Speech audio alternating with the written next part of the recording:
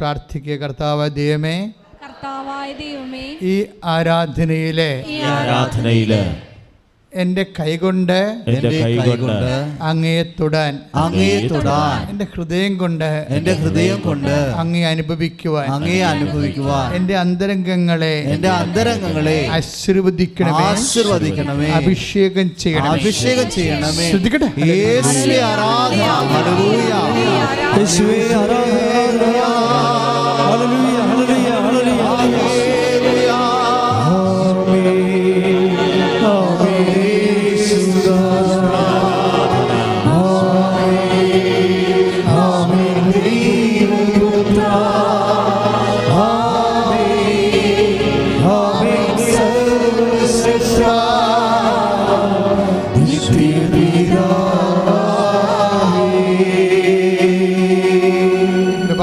ഉടമ്പടി ആരാധനയുടെ ഒരു പ്രത്യേകത സാക്ഷ്യങ്ങളിൽ നിന്ന് നമുക്ക് മനസ്സിലാകുന്നതാണ്. അതായത് ഉടമ്പടി ആരാധന ഓൺലൈനിൽ കൂടിയാലും അതുപോലെ തന്നെ പഴയ ആരാധനകൾ എടുത്തു കൂടിയാലും ഒക്കെ അതിലൂടെ ദൈവം നമ്മോട് ആത്മാർത്ഥമായിട്ട് ദൈവത്തെ തേടുന്നവർക്ക് ദൈവം എക്കാലങ്ങളിലും സമീപസ്ഥനാണ്. സങ്കീർത്തകൻ്റെ ആഴമായ ദൈവാനുഭവമാണ്.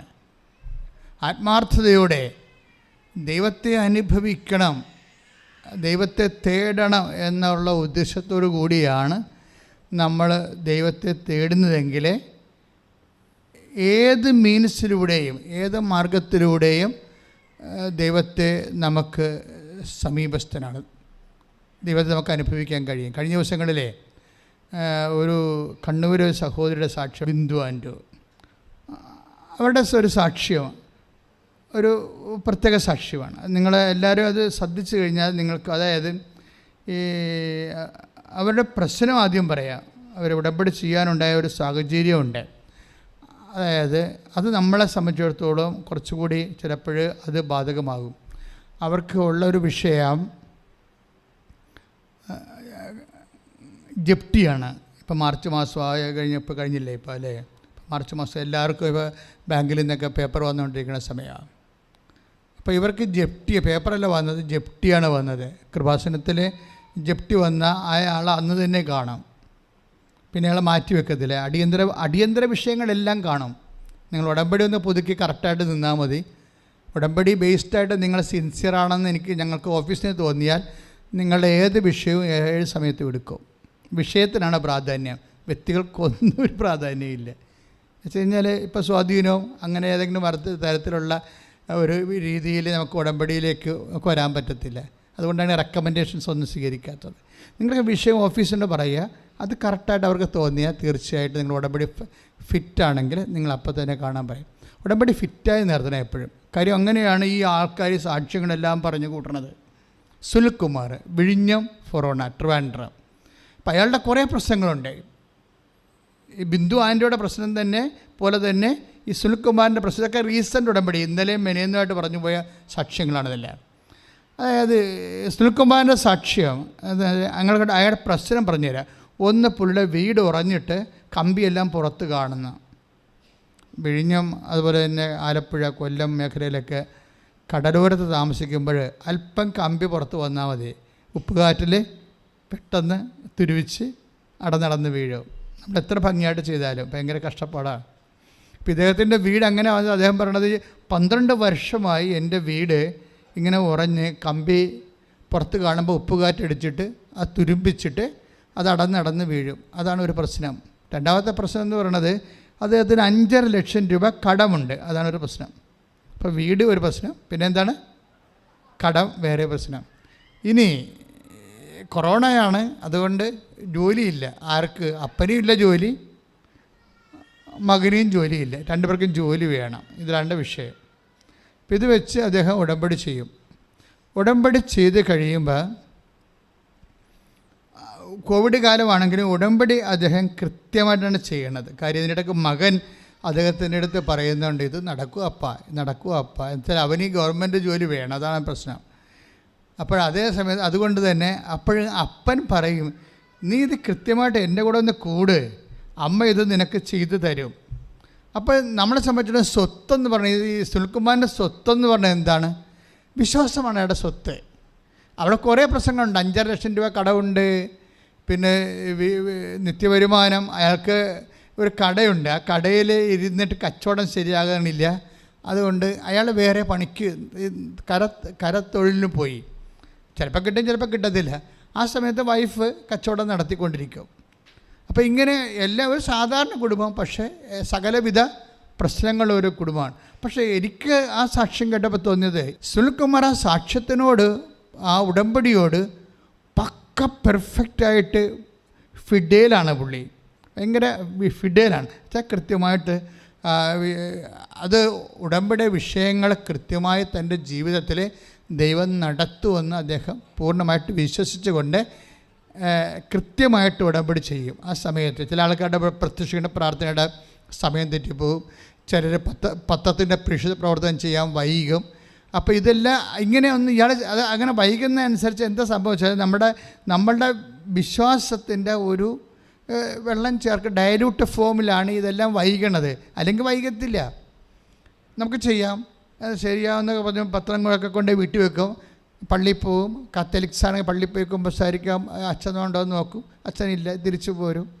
പിന്നെ നാളെ പോകാമെന്ന്, അടുത്ത ആഴ്ച ചെയ്യാമെന്ന് വിചാരിച്ചു. ഇങ്ങനെ ഓരോ ഉടായ്പകൾ പറഞ്ഞ് പതുക്കെ ഈ സംഭവം ലാഗ് ചെയ്തുകൊണ്ടെടുക്കും. ഇത് ലാഗ് ചെയ്യുന്ന കൊണ്ടാണ് നിങ്ങളുടെ വിഷയം ലാഗ് ചെയ്യണമെന്ന് വെച്ച് കഴിഞ്ഞാൽ താമസിക്കണം. അപ്പോൾ ഒന്ന് പ്രാർത്ഥിക്കുക. കർത്താവ് ദൈവമേ, വളരെ കൃത്യമായ വിശ്വാസത്തോടെ അങ്ങയോട് ചെയ്ത ഉടമ്പടി നടപ്പിൽ വരുത്താൻ ആവശ്യമായ സൂക്ഷ്മതയുള്ള വിശ്വാസത്താൽ എന്നെ നിറക്കണമേ. ശ്രദ്ധിക്കട്ടെ.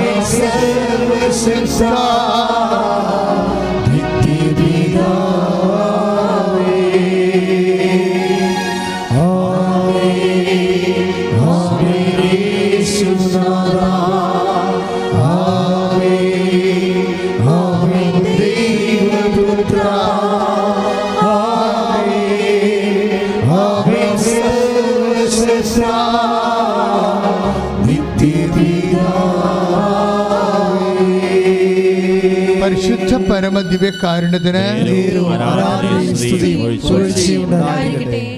സ്വരത്തില് പരിശുദ്ധ പരമദിവ്യകാരുണ്യത്തിന് പരിശുദ്ധ പരമദിവ്യകാരുണ്യത്തിന്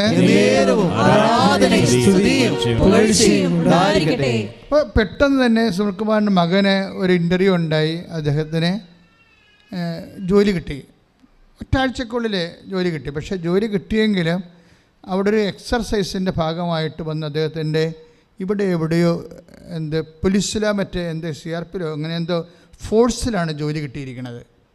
അപ്പോൾ ജോലി കിട്ടിയ ഉടനെ എൻ്റെ എക്സർസൈസ് വന്ന് 50 കിലോ ഉള്ള ചാക്ക് ഇങ്ങനെ ചുമന്നുകൊണ്ട് മുതുകത്ത് എടുത്തുകൊണ്ട് പോകുന്ന സമയത്ത് ഇടറിപ്പോയി, ഒടിഞ്ഞു പോയി. ഇവിടെ 50 കിലോ ചാക്ക് എടുത്തുകൊണ്ട് പോകുന്ന സമയത്ത് ഇവിടുത്തെ പിൻകഴുത്തിൽ അസ്ഥി ഇങ്ങനെ വിട്ടുപോയി. അവിടെ ഒരു അള പോലെയായിപ്പോയി. അപ്പോൾ ചില സമയത്ത് എങ്കിലും അപ്പോൾ ഇവൻ ചോദിക്കുന്നുണ്ട്, ഇത് ശരിയാകും അപ്പാ, ഇനി എൻ്റെ ജോലി പോകുക എന്നൊക്കെ ചോദിക്കുന്നുണ്ട്. അപ്പോൾ ഞാൻ വീട്ടിൽ കൊണ്ടുവന്നിട്ട് സുനിൽകുമാർ എന്നാ ചെയ്യണമെന്ന് വെച്ച് കഴിഞ്ഞാൽ പ്രാർത്ഥിച്ചിട്ട് ഉടമ്പടി തൈലം ആ വിട്ടുപോയ സ്ഥലത്ത് ആ ഗ്യാപ്പിൽ വിശ്വപ്രമാണം ചൊല്ലി തേച്ചുകൊണ്ടിരിക്കും. 2 ദിവസം 2 ആഴ്ച പ്രാർത്ഥിച്ച്. അപ്പോൾ ഒരു ഇഷ്യൂ വരുമ്പോൾ വിശ്വാസത്തിൽ എങ്ങനെയാണ് ആ മനുഷ്യനെ കൈകാര്യം ചെയ്യണത്? ഇത് അത്ര വലിയ പ്രായമുള്ള ആളൊന്നുമില്ല, 40 വയസ്സ് കാണും, അത്രേ ഉള്ളൂ. അപ്പോൾ ആ മനുഷ്യൻ്റെ പക്ഷേ വിശ്വാസം കുറച്ചുകൂടി സ്റ്റാൻഡേർഡ് ഫെയ്ത്താണ്. അതുകൊണ്ടാണ് എൻ്റെ അകത്ത് കൃത്യമായിട്ട് ഈ ഉടമ്പടി തൈലം ഈ മനുഷ്യൻ വിശ്വാസപ്രമാണം ചൊല്ലി ഈ പിൻകഴുത്തിലെ കുഴിയിൽ തേച്ച് വിശ്വാസപ്രമാണം ചൊല്ലി കുരിശിട്ട് അത് നമ്മൾ വിചാരിക്കുന്ന സമയത്തിനേക്കാൾ നേരത്തെ അതിന് കന്നു പോകും. Praise the Lord. ഹല്ലേലൂയ. യേശുവേ സ്തോത്രം. അപ്പോൾ പിന്നെ അദ്ദേഹം ആ ഉടമ്പടി ഫോളോ ചെയ്ത് അങ്ങനെ പോവുകയാണ്. അപ്പോഴേ അദ്ദേഹത്തിൻ്റെ അപ്പം മരിക്കും. അപ്പോൾ ഒരു ഉടമ്പടി ഫോളോ ചെയ്യുന്നതിൻ്റെ ഇടയ്ക്ക് സംഭവിക്കുന്ന കാഷ്വാലിറ്റീസ് വിശ്വാസി എങ്ങനെ കാണുന്നു, അവിശ്വാസി എങ്ങനെ കാണുന്നു, അതൊരു വിഷയമാണ്. അപ്പോൾ നിങ്ങളവർക്ക് അപ്പനെന്ന് പ്രായമുള്ള അപ്പനാണ്. പക്ഷേ അപ്പൻ മരിക്കുന്നതിന് മുമ്പ് ഇയാളോട് ഒരു 5000 രൂപ ചോദിച്ചായിരുന്നു അപ്പൻ. അപ്പം അങ്ങനെ ചോദിക്കുന്ന ആളല്ല. അതായത് എല്ലാം തൻ്റെ ഒരു രീതിയിൽ തന്നെ ആരുടെ മുമ്പിലും മക്കളുടെ മുമ്പിൽ പോലും കൈ നീട്ടാതെ ജീവിക്കണം എന്നുള്ള അഭിമാനമുള്ള ആൾക്കാരുണ്ടാവും. അങ്ങനെ കൂടിയ അഭിമാനമാണെന്ന് നമുക്കറിയത്തില്ല, അത് ഓരോരുത്തരുടെ നിലപാടാണത്. അപ്പോൾ അദ്ദേഹം 5000 രൂപ കൊടുത്തു. പെങ്ങളും അപ്പന് 5000 രൂപ കൊടുത്തു. കാര്യമൊന്നുമില്ല, അവരുടെ വീട്ടിൽ താമസിക്കുന്ന ആളാണ്. ചിലക്കൊക്കെ ഇത്തിരി കാശ് കൈ ഇരിക്കണമെന്ന് എപ്പോഴും തോന്നത്തില്ലേ? അപ്പം അങ്ങനെ തോന്നുന്നില്ല അപ്പന്മാർക്ക്, പ്രായമുള്ളവർക്ക് പ്രത്യേകിച്ച് തോന്നും. അപ്പം അത് അങ്ങനെ എന്തൊരു സെക്യൂരിറ്റി പ്രോബ്ലമാണ് കൊടുത്ത്. പക്ഷെ ഒരാഴ്ച കഴിഞ്ഞപ്പോൾ അപ്പം മരിച്ചു. അപ്പോൾ നമ്മൾ അപ്പം മരിച്ചു കഴിഞ്ഞപ്പോൾ അപ്പനെ അടക്കി എല്ലാം കഴിഞ്ഞ ശേഷം തിരിച്ച് പുള്ളി വരുമ്പോൾ അപ്പൻ്റെ പാസ്ബുക്കിൽ ഓഫീസ് എഴുതി കൊടുത്തിരിക്കുകയാണ് ബാങ്കിൽ 5.5 ലക്ഷം രൂപ എൻ്റെ മകൻ, എൻ്റെ കയ്യിൽ ആസ്തി 5 ലക്ഷം രൂപയുണ്ട്, അത് എൻ്റെ കാലത്തിന് ശേഷം എൻ്റെ മകന് കൊടുത്തേക്കാൻ പറഞ്ഞിരിക്കുകയാണ്. Praise the Lord. അത് കഴിഞ്ഞ സംഭവം വെച്ച് കഴിഞ്ഞാൽ 5 ലക്ഷം രൂപയാണ് കടം. അദ്ദേഹത്തിൻ്റെ കടം 5 ലക്ഷം രൂപയാണ്. അപ്പോൾ ആ പണം വാങ്ങിച്ചിട്ട് കുറേ സ്വർണ്ണം അപ്പൻ്റെ കയ്യിലുണ്ടായിരുന്നു. അത് മക്കൾക്ക് രണ്ടുപേരും കൂടി എഴുതി വെച്ചിരിക്കുകയാണ്. പെങ്ങൾക്ക് കെട്ടിച്ചു വിട്ട പെങ്ങളുണ്ട്, അവൾക്കും ഇയാളുടെ പെൺകുഞ്ഞുങ്ങളുണ്ടാകും ചിലപ്പോൾ. അയാൾക്കും കൂടി അപ്പൻ എഴുതി വെച്ചിട്ട് അപ്പം മരിച്ചു. അപ്പോൾ അതെല്ലാം മാതാപിതാക്കന്മാരുടെയൊക്കെ എന്ത് ജസ്റ്റായിട്ടാണ് ചെയ്യണമെന്ന് അറിയാം. അവർ വളരെ കൃത്യമായിട്ടാണ് ചെയ്യണത്. ആ 5 ലക്ഷം രൂപ എടുത്ത് അയാളുടെ കടം വീടി. ഇതെല്ലാം നടക്കുന്നത് ഒരു 3 മാസത്തിനുള്ളിലാണ് ഇതെല്ലാം നടക്കുന്നത്. പക്ഷെ അതല്ല, ഒരു മകൻ്റെ അപകടം, അപ്പൻ്റെ മരിപ്പ്, ഇങ്ങനെയുള്ള കാലാവസ്ഥ ഭേദങ്ങൾ. ഇവിടുത്തെ മെയിൻ പ്രശ്നം എന്താണ്? കാലാവസ്ഥ ഭേദമല്ലേ. ഇപ്പോൾ നമ്മളിപ്പോൾ ഗ്ലോബൽ വാർമിംഗ് എന്നും പറഞ്ഞ് അനുഭവിക്കുന്നത് എന്താണ്? Global warming. അതാണല്ല പൊതുവായിട്ട് തോന്നുമ്പോഴൊക്കെ മഴ പെയ്യണത്. ഒക്കിയൊക്കെ വന്നത് അങ്ങനെയല്ലേ. ഭൂമി ചൂട് പിടിക്കുന്നത് കൊണ്ടാണ് ഗ്ലോബൽ വാർമിംഗ്. അപ്പോൾ എന്നാ സംഭവിക്കുന്നത്? ക്ലൈമറ്റ് ചേഞ്ച്, കാലാവസ്ഥ ഭേദങ്ങൾ വരും. അതുകൊണ്ട് തോന്നുമ്പോൾ കടൽ കയറും, തോന്നുമ്പോൾ പ്രളയം ഉണ്ടാകും. ഇങ്ങനെ നമുക്ക് ഒരു സെക്യൂരിറ്റി പോകുന്ന അവസ്ഥ. സെക്യൂരിറ്റി പോകുമ്പോഴും എപ്പോഴും നമ്മൾ ഇതുപോലെ ജീവിതത്തിലും ഉണ്ടാവും. കൃപാസനം മാതാവ് കാലാവസ്ഥ ഭേദത്തിൻ്റെ മാതാവാണ്. അതിപ്പോൾ നിങ്ങളറിയാം, കാലാവസ്ഥ ഭേദം, ക്ലൈമറ്റ് ചേഞ്ച്, ലൈഫിൽ ക്ലൈമറ്റ് ചേഞ്ച് വരുമ്പോൾ എന്തുകൊണ്ടാണ് കാലാവസ്ഥ ഭേദത്തിൻ്റെ മാതാവാണെന്ന് പറയാൻ കാരണം, 2004 അമ്മ പ്രത്യക്ഷപ്പെട്ടത് ഇവിടെ തന്നെ. ഞാൻ അന്ന് ഇവിടെ തന്നെ നിൽക്കുകയായിരുന്നു. അന്ന് കർത്താവ് എൻ്റെ കൂടെ മുമ്പിലിരിക്കുന്നുണ്ട്. ആരാധന നടക്കുന്ന സമയമാണ്. ഇതുപോലെ ഇത്രയും ആളൊന്നും ഇല്ലായിരുന്നു അന്ന്. 12,000 ആളെ ഹോളേ ഉള്ളൂ നമ്മൾക്ക്. ഇതൊന്നും ഇല്ലായിരുന്നു. ഇതൊന്നും സിറ്റുവേഷൻ പിന്നീട് വന്നതാണ്. ഇവിടെയൊക്കെ ആൾക്കാർ താമസിക്കുകയായിരുന്നു, വേറെ ആൾക്കാർ. അവർ നമുക്ക് വിലക്ക് തന്നിട്ടാണ് ഇതൊക്കെ ഇങ്ങനെ നമുക്ക് കിട്ടിയത്. അപ്പോഴേ ഇത് ഈ ഹോളിൽ നടക്കുന്ന സമയത്ത് അതേ അമ്മ പ്രത്യക്ഷപ്പെട്ടിരിക്കണം. കൈ നെഞ്ചത്തൊരു ക്ലോക്കിരിക്കുന്ന 10-8 സൂചി കാണിക്കണം. എന്തോ അപകടം ദുരന്തമുണ്ടാകാൻ പോകണം, പ്രാർത്ഥിക്കണമെന്ന് ഞാൻ ഓൺ ദി സ്പോട്ടിൻ്റെ മെസ്സേജ് പറഞ്ഞു കഴിഞ്ഞതിന് ശേഷം അപ്പോൾ അന്ന് കണ്ട മാതാവ് എന്താ? സിൽവർ ഗ്രേയിലെ മാതാവാണ്. കലുഷിതമായ മേഘവിധാനത്തിൽ നിൽക്കണ ഈ അമ്മയുടെ കളർ കണ്ടില്ലേ? സിൽവർ ഗ്രേ ആണിത്. ഇത് ശരിക്കും പറഞ്ഞാൽ സുനാമി അമ്മ ദുരന്തമുണ്ടാകണമെന്ന് അമ്മ പറഞ്ഞതിന് അത് അമ്മ ഡിസംബർ 7-ാം തീയതിയാണ് പ്രത്യക്ഷപ്പെട്ടിട്ട് മെസ്സേജ് പറഞ്ഞത്.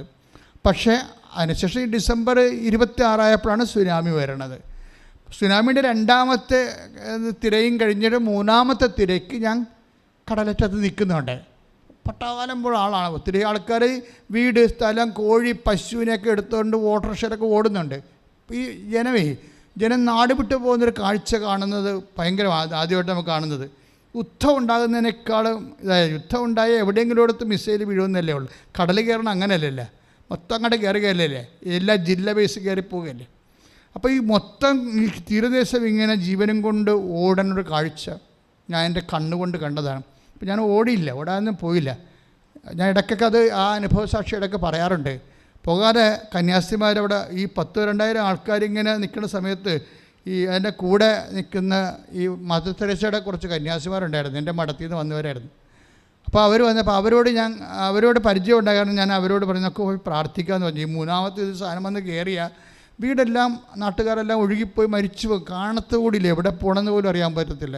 ആന്ധ്രയിൽ മരിച്ചൊരു ആലപ്പുഴ അടിഞ്ഞു അന്നത്തെ കാലത്ത്, ആളറിയാൻ പാടില്ലാതെ അവർക്കറിയത്തില്ല, അവർ എഴുതിക്കൂട്ടിപ്പോയി. അപ്പോൾ ഇതാണ്, എന്തെങ്കിലും സംഭവിച്ച ആരുമില്ലേ, അതെപ്പോഴും നമ്മൾ ഓർത്ത് ജീവിക്കണം. നമുക്ക് ആരോ ഉണ്ട്, എന്തോ ഉണ്ടെന്നൊക്കെ പറയുന്നത് വെറുതെ ഒരു സ്വപ്നം പോലെ ഉള്ള ഒരു സെക്യൂരിറ്റിയാണ്. ദൈവം മാത്രമേ നമ്മുടെ കൂടെയുള്ളൂ. ശ്രുതികട്ടെ ഹല്ലേലൂയ.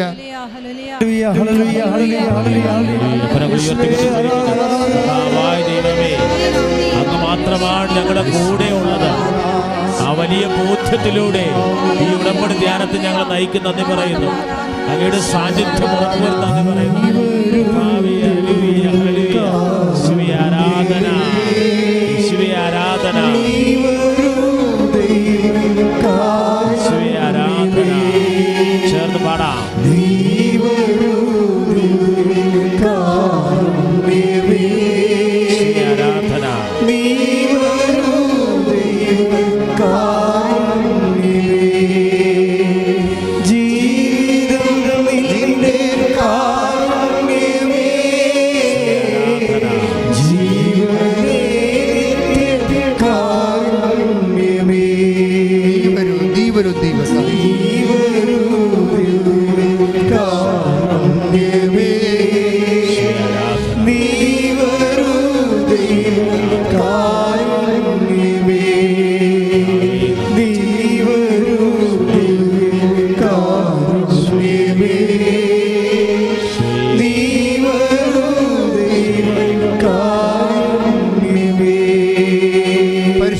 പരമദിവ്യകാരുണ്യത്തിന് നെഞ്ചത്ത് കൈവച്ച് പ്രാർത്ഥിക്കുക. കർത്താവായ ദൈവമേ, ഉടമ്പടിയുടെ ഉൾക്കാമ്പുകള് ഉൾക്കാഴ്ചകള് ഞങ്ങൾക്ക് അഭിഷേകമായി ആന്തരിക ബോധ്യം നൽകണമേ. ഹല്ലേലൂയ.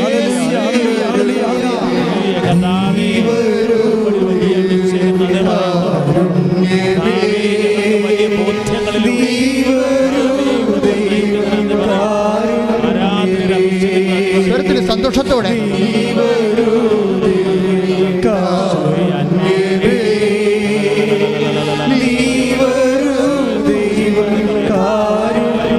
ശ്രദ്ധിക്കട്ടെ, ഭാഷാപരത്തോടെ ശ്രദ്ധിക്കട്ടെ.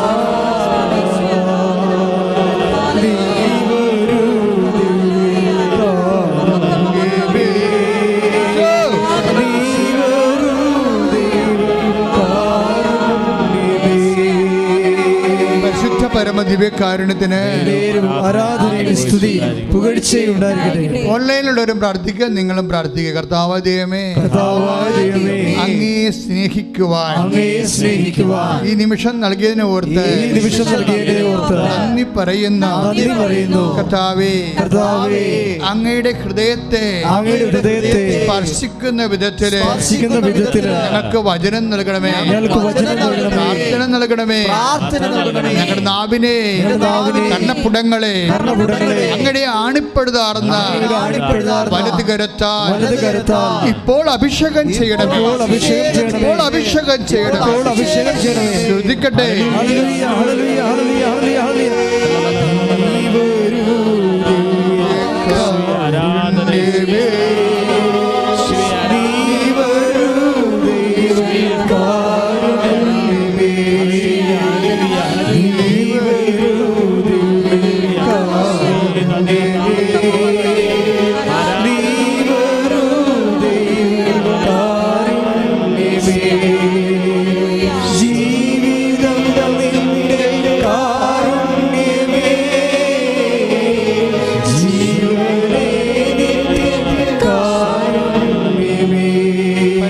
പരമദിവ്യകാരുണ്യത്തിന് ആരാധനയും സ്തുതിയും പുകഴ്ചയും ഉണ്ടായിരിക്കട്ടെ. അപ്പോൾ സുനിൽകുമാറിൻ്റെ ഫെയ്ത്തിൻ്റെ ഘടന എപ്പോഴും നമ്മൾ ശ്രദ്ധിക്കേണ്ടത്, അച്ഛനും ഓരോ സാക്ഷ്യം ഒരു ടൈപ്പ് സാക്ഷ്യങ്ങളാണ് അവതരിപ്പിക്കുന്നത്. എല്ലാ സാക്ഷ്യങ്ങളും ചിലപ്പോൾ എടുക്കുന്നത് ഉടമ്പടി കണ്ടൻറ്റുകളുള്ള സാക്ഷ്യങ്ങളാണ് ഞാൻ സാധാരണ എൻ്റെ ശ്രദ്ധയിൽപ്പെടുന്നത്. അപ്പോൾ സുനിൽകുമാർ തൻ്റെ ജീവിത തകർച്ചയ്ക്ക് പ്രയോഗിച്ചിരിക്കുന്ന ഫെയ്ത്തിൻ്റെ ഘടന എന്താണ് ഘടന? അതായത് ഫെയ്ത്ത് തന്നെ നമുക്കറിയാമല്ലോ, വിശ്വാസം പലതരത്തിലുണ്ട്. അപ്പോൾ ഇപ്പോൾ തന്നെ മരങ്ങളില്ലേ, പലതരത്തിലില്ലേ. ഇപ്പോൾ ചിലപ്പോൾ ആഞ്ഞിലിയാണെങ്കിൽ വെള്ളം കൂടും ഇല്ലേ, ഇട്ടിക്ക് വെള്ളം ഉണ്ടാകത്തില്ല. തെങ്ങിനാണെങ്കിൽ മുറിച്ച് കഴിഞ്ഞാൽ നടുക്ക് ചോറായിരിക്കും അല്ലേ. ഇതുപോലെ വിശ്വാസവും നമ്മൾ അതിൻ്റെ പരിച്ഛേദം എടുത്തു കഴിയുമ്പോൾ ചില വിശ്വാസം പുറമേ നല്ല കാതലായിരിക്കും, പക്ഷെ അകത്ത് ചോറായിരിക്കും. അതാണ് വിഷയം വേണ്ടത്. ഇത് മുഴുവൻ കാതലായിരിക്കണം വിശ്വാസത്തിലെ. അതിന് കാഷ്വാലിറ്റി ഇടയ്ക്കൊക്കെ ഉണ്ടാവും. വിശ്വാസം ട്രെയിൻ ചെയ്യാൻ വേണ്ടി ഇടയ്ക്കിടയ്ക്ക് ഇതുപോലെ ഉണ്ടാവും. മകൻ്റെ കഴുത്തൊടിഞ്ഞു, പിന്നെ അത് കഴിഞ്ഞപ്പോൾ അപ്പം മരിച്ചു, പക്ഷേ ആ മനുഷ്യൻ്റെ വിശ്വാസം മരിക്കണില്ല. വിശ്വാസം അതേ സ്റ്റൈലിൽ തന്നെ കൊണ്ടുപോകുന്നു. പക്ഷേ ഇതിൻ്റെ അവസാനം ഇദ്ദേഹം തിരിച്ചറിയും. തിരിച്ചറിയുന്നത് എന്താണ്? എല്ലാ തരത്തിലൂടെയും ദൈവം അദ്ദേഹത്തിനെ പരിപാലിച്ചു കൊണ്ടിരിക്കും. ദൈവത്തിന് മാറ്റമില്ല. കഴിഞ്ഞ ദിവസങ്ങളിലെ ആലപ്പുഴക്കാരൻ ഒരു ജോബി ജോർജ് ഒരു സാക്ഷ്യം പറഞ്ഞ്, അപ്പോൾ ജോബി ജോർജിൻ്റെ സാക്ഷ്യത്തിൻ്റെ ഘടന പറഞ്ഞു തരാം. അപ്പോൾ അദ്ദേഹം ഒരു 6 വർഷം മുമ്പ് ഉടമ്പടിക്ക് മുമ്പ്, ഉടമ്പടി ഉണ്ടാകുന്നത് 16-ലാണ്, അതൊക്കെ മുമ്പ് അദ്ദേഹം ഇവിടെ കൗൺസിലിങ്ങിനൊക്കെ വരുമായിരുന്നു. അപ്പോൾ അദ്ദേഹത്തിന് ഒരു സ്ഥലം എടുക്കണം. അപ്പോൾ അദ്ദേഹം പണ്ട് കാറ്റഗിസം ടീച്ചറൊക്കെ ആയിരുന്നു, പിന്നീട് ഗൾഫിൽ പോയി എൻജിനീയറാണ്. നമ്മുടെ ഈ സ്ഥാപനം ഈ നിത്യാരാധന ചെയ്തിരിക്കുന്ന പുള്ളി അന്ന് എൻജിനീയറിംഗ് ആയിട്ട് കോളേജിൽ നിന്ന് പുറത്തിറങ്ങിയേ ഉള്ളൂ. അപ്പോൾ എനിക്ക് അദ്ദേഹത്തിന് അറിയാവുന്നതുകൊണ്ട് ഞാൻ നീ വർക്ക് ചെയ്യാൻ പറഞ്ഞായിരുന്നു അന്ന്. അപ്പോൾ അദ്ദേഹം പിന്നീട് ഒരു സ്ഥലമെടുക്കാൻ പോയപ്പോൾ എന്നോട് വന്ന് ചോദിച്ചു, ഈ സ്ഥലം എടുക്കാൻ പറ്റുമോ, എനിക്കവിടെ വീട് വെക്കാനാണെന്ന് പറഞ്ഞു. അപ്പോൾ ഞങ്ങൾ പ്രാർത്ഥിച്ച് രണ്ടും കൂടി ഇരുന്ന് പ്രാർത്ഥിച്ച് മെസ്സേജ് എടുത്തു കഴിഞ്ഞപ്പോൾ ഞാൻ പറഞ്ഞു, വീട് വെക്കുന്നത് സെക്കൻഡ് കേസാണ്, നീ സ്ഥലം എടുക്കാൻ പറഞ്ഞ്. വീട് വെക്കണത് സെക്കൻഡ് കേസ്. നമ്മളൊരു ദൈവ പൈതലാണെങ്കിൽ ദൈവത്തെ ആശ്രയിച്ച് മാത്രമേ ജീവിക്കത്തുള്ളെന്ന്, ദൈവം തന്നാൽ തിന്നും അല്ലെങ്കിൽ പട്ടിണി ഇരിക്കുമെന്ന് പറഞ്ഞ ആൾക്കാരില്ലേ. ചിലരുടെയൊക്കെ ഒരു നിലപാടാണ് വിശ്വാസം എന്ന് പറയുന്നത്. ബേസിക്കായിട്ടൊരു നിലപാടാണ്.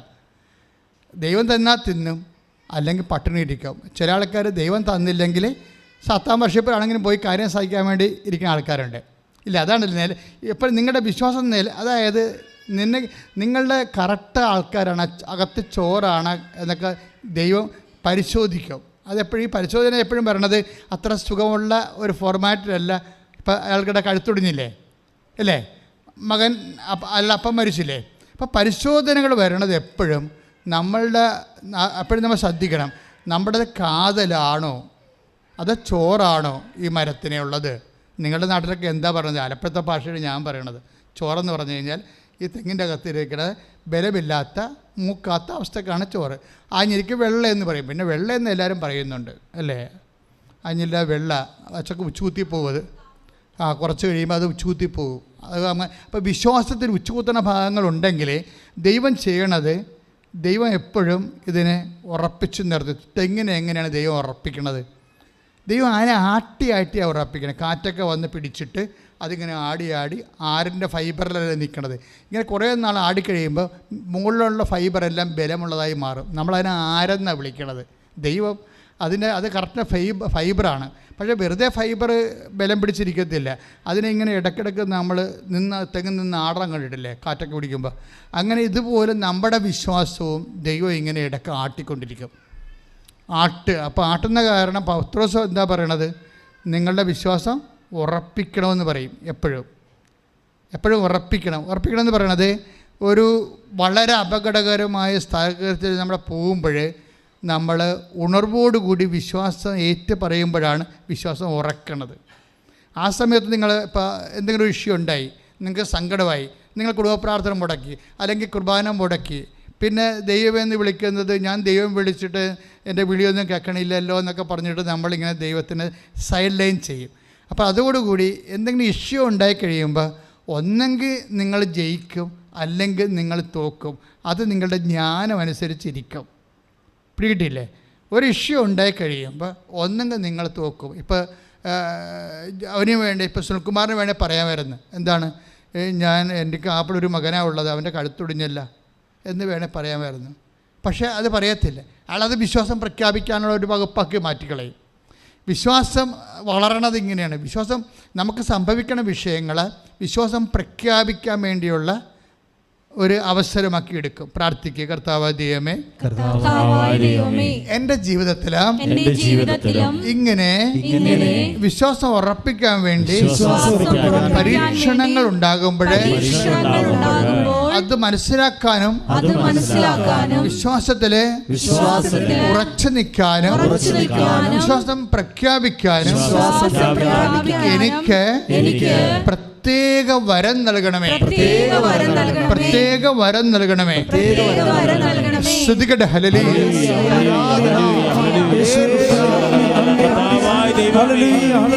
ജീവിതത്തിലുണ്ടാകുന്ന പരീക്ഷണ ഘട്ടങ്ങളില്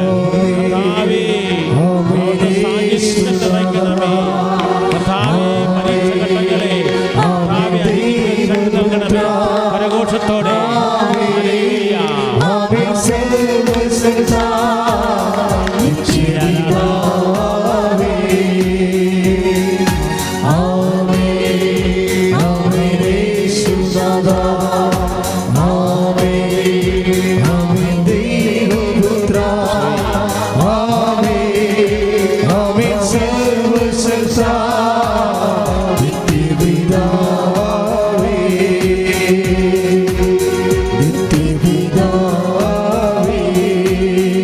പരിശുദ്ധ പരമ ദിവ്യകാരുണ്യത്തിന്. അപ്പോൾ ജോർജിൻ്റെ സാക്ഷ്യം എന്ന് വെച്ചാൽ ആ സാക്ഷ്യത്തിൻ്റെ ഘടന ഒന്ന് പരിശോധിക്കുന്നത് നല്ലതായിരിക്കും. ഇദ്ദേഹം ഈ സ്ഥലം എടുത്തു, മെസ്സേജ് പ്രകാരം എടുത്തതാണ്, അവിടെ വീട് വെക്കാൻ വേണ്ടി എടുത്തതാണ്. പക്ഷേ സ്ഥലം എടുക്കാൻ വേണ്ടി അവിടെ അളക്കാൻ വേണ്ടി ചെന്നപ്പോൾ അവിടെ ആൾക്കാർ വടിവാളം കൊണ്ട് നിൽക്കണം. ഇതിനകത്ത് വരുന്നൊരു വിഷയം എന്താ? മെസ്സേജ് എടുത്തതാണ് അല്ലേ, സ്ഥലം എടുക്കാൻ ഈശോ പറഞ്ഞതാണ്. പക്ഷെ അവിടെ ചെല്ലുമ്പോൾ എന്താ പറ്റണത്?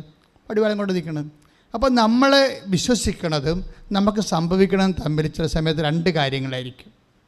അയ്യോ പാപി ആയിട്ടുള്ള വിശ്വാസക്കാരാണെങ്കിൽ അപ്പം തന്നെ വിശ്വാസത്തെ സംശയിക്കും, മെസ്സേജിനെ സംശയിക്കും, പലതരത്തിൽ സംശയിക്കും. ഈ സംശയമാണെന്ന് ചോറെന്ന് പറയുന്ന കാര്യം. ഇതിൻ്റെ അത് കാമ്പില്ലാത്ത സാധനം. വിശ്വാസത്തിൻ്റെ അകത്ത് കാമ്പില്ലാത്ത അവസ്ഥ, വെള്ളയെന്ന് പറയണത് എന്തുമാത്രം സംശയമുണ്ട്, അതാണ് വിഷയം. അപ്പോൾ ഈ പ്രശ്നങ്ങൾ ഉണ്ടായെങ്കിലും കർത്താവ് പറഞ്ഞതല്ലേ ഈ സ്ഥലം എടുക്കാൻ. വടിവാളം കൊണ്ട് നിൽക്കണേ, തല്ലാനും ബഹളം ഉണ്ടാക്കാൻ. അവർ തമ്മിൽ ആ സ്ഥലം എടുക്കാൻ വേണ്ടി വേറെ രണ്ടാൾക്കാർ ഉദ്ദേശിച്ചിട്ടുണ്ടായിരുന്നു. അവർക്ക് കിട്ടാത്തതിൻ്റെ ചുരുക്കമാണ് ഇവിടെ നിന്നെ പൊറുപ്പിക്കത്തില്ലെന്ന് പറയണത്. അതാണ് വിഷയം. പക്ഷേ അയാൾ സ്ഥലമെടുത്തു. എന്താ? ഈശോ പറഞ്ഞാണ് സ്ഥലം എടുക്കാൻ. ഇഷ്യൂ ഉണ്ടെങ്കിൽ സ്ഥലം എടുത്തു. പിന്നെ അദ്ദേഹം ഗൾഫിൽ പോയി ജോലിയും കഴിഞ്ഞ് 6 കൊല്ലം കഴിഞ്ഞപ്പോഴത്തേക്ക് ജോലി നഷ്ടപ്പെട്ടു. അവിടെ സ്ഥലമെടുത്തു. പക്ഷേ ഈ വടിവാളും വേല പടിയൊക്കെ ഉള്ള കാരണം അവിടെ വീട് വെച്ചില്ല. അയാൾ തിരിച്ചു വന്ന് ഇപ്പോൾ ആ സ്ഥലം രണ്ടാമത് ഉടമ്പടി പുതുക്കി. അപ്പം പിന്നെ ഉടമ്പടിയുടെ കാലമായി. ഉടമ്പടി നാട്ടിലൊക്കെ വരുമ്പോൾ ഉടമ്പടി എടുക്കും. ഒന്നാമത്തെ ഉടമ്പടി പുതുക്കി. രണ്ടാമത്തെ ഉടമ്പടി പുതുക്കിയപ്പോൾ അത് വെക്കണത് സ്ഥലം വിൽക്കാൻ എടുത്ത സ്ഥലം വിൽക്കാൻ വേണ്ടിയാണ്. രണ്ടാമത് ഉടമ്പടി പുതുക്കിയപ്പോൾ വെച്ചിരിക്കണത്. എന്നുവെച്ചാൽ അവിടെ വീട് വെക്കാൻ അദ്ദേഹം ഉദ്ദേശിച്ചില്ലായിരുന്നു. അവിടെ വീട് വെച്ചുമില്ല. ഇപ്പം സ്ഥലം വിൽക്കാൻ വേണ്ടി ഇദ്ദേഹം രണ്ടാമത് ഉടമ്പടി പുതുക്കി വെച്ച് ഈ സ്ഥലത്തേക്ക് ചെല്ലും, സ്ഥലം വിൽക്കാൻ വേണ്ടി. അപ്പോൾ അവിടെ നിങ്ങൾ ചേർത്തി 6 മണിക്കാണ് ഇയാൾ ചെല്ലണത്. ആ പണ്ടത്തെ പ്രശ്നം ഉണ്ടാക്കിയ ചേർത്തി തിരിച്ചു വരും. ആ ചേട്ടനും മക്കളൊക്കെ കൊണ്ടായിരുന്ന ആണ് പ്രശ്നം ഉണ്ടാക്കിയത്. ആ മകനില്ല, ഇപ്പം ചേർത്തി വരും. എന്താണ് അത് രാവിലെ ഒന്ന് നീ വയ്ക്കും വരുമ്പോൾ നീ എന്താ ഞാൻ ഈ സ്ഥലം വിൽക്കാൻ പോകണം. That's okay. അപ്പോൾ എന്താ വെച്ചാൽ അവർക്ക് ഈ സ്ഥലം ഇല്ലാഞ്ഞതിൻ്റെ കാരണം അവരുടെ വീട്ടിൽ ഇന്നലെ രാത്രി ഒരു സംഭവം ഉണ്ടായി. ആ ലോഡ് ഒരു സാധനം ഇറക്കാൻ വന്നപ്പോൾ അടുത്തുള്ള ആൾക്കാർ വണ്ടി തിരിക്കാൻ സ്ഥലം കൊടുത്തില്ല. അപ്പോഴാരോ പറഞ്ഞ് ഈ സ്ഥലം നമ്മൾ വിലക്കെടുക്കുകയാണെങ്കിൽ നമുക്ക് ആരുടെ മുമ്പിലും കൈ നീട്ടാതെ നമുക്ക് നമ്മുടെ കടയിലേക്ക് സാധനം എടുക്കാൻ പറ്റുമെന്ന് നോക്കി പറഞ്ഞു. ഒരു ഇഷ്യൂ കർത്താവ് ഉണ്ടാക്കിയതാണ് ഇന്നലെ രാത്രി. ഈ സ്ഥലം അവരെടുക്കാൻ വേണ്ടി ഒരു ഇഷ്യൂ ഉണ്ടാക്കിയതാണ്. അത് ഇഷ്യൂ ഉണ്ടായതാണ്, ഇവന് വേണ്ടി ഉണ്ടാക്കിയൊരു ഇഷ്യൂ ആണ്. അതുകൊണ്ട് സെറ്റിൽമെൻറ്റ് പെട്ടെന്ന് നടന്ന് മകനുമായിട്ട് സംസാരിച്ച് കഴിഞ്ഞപ്പോൾ മുമ്പത്തേക്കാൾ ലാഭത്തിൽ ആ സ്ഥലം അവർക്ക് കൊടുക്കാൻ പറ്റി. മനസ്സിലായേ? അപ്പോൾ എന്താ ജോബി ഇന്നലെ പറഞ്ഞ് സാക്ഷ്യത്തിൻ്റെ മെനയെന്ന് പറഞ്ഞ ഇതാണ്, എനിക്ക് വേണ്ടി കർത്താവ് ആ സ്ഥലം ഡെപ്പോസിറ്റ് ചെയ്യിച്ചതാണ്. എൻ്റെ ഞാനിപ്പോൾ കുറച്ച് ജോലി നഷ്ടപ്പെട്ടൊരു കാലമാണ്. അപ്പം ഞാൻ ആ സ്ഥലം വന്നെടുക്കുക, അവിടെ വീട് വെച്ചിരുന്നെങ്കിൽ എനിക്ക് അവിടെ താമസിക്കാൻ പറ്റത്തില്ല. അതുകൊണ്ട് അന്ന് പ്രശ്നമുണ്ടാക്കി കർത്താവ് എന്നെക്കൊണ്ട് വീട് വെപ്പിച്ചില്ല. ഇന്നിപ്പോൾ പ്രശ്നമുണ്ടാക്കി എന്നെക്കൊണ്ട് സ്ഥലം വെപ്പിച്ചു. അപ്പോൾ ഈ രണ്ട് സമയത്തും പ്രശ്നങ്ങളുണ്ട്. നിങ്ങൾ കേസ് സ്റ്റഡി നോക്കണം. അതായത് രണ്ട് സമയത്ത് വീട് വെക്കാതിരിക്കാൻ വേണ്ടി ഈശോ അവിടെ പ്രശ്നം ഉണ്ടാക്കിച്ച്. പക്ഷേ ഇപ്പോൾ എന്താണ്, സ്ഥലം വിൽക്കാൻ വേണ്ടി, സ്ഥലം അവർക്ക് കൊടുക്കാൻ വേണ്ടി വേറെ വിഷയം ഉണ്ടാക്കി. അപ്പം നമ്മൾ ഉടമ്പടിക്കാലത്ത് ചില ഇഷ്യൂസൊക്കെ ഇങ്ങനെ ഉണ്ടായിക്കൊണ്ടിരിക്കും. പക്ഷേ നിങ്ങൾ ബുദ്ധിയും ബോധമുള്ളവരായിരിക്കണം ഉടമ്പടി എടുക്കേണ്ടത്. എന്താ കാര്യം, ആർക്കും കുഴപ്പമില്ലാതെ നിങ്ങളെ ദൈവം പരിപാലിക്കും.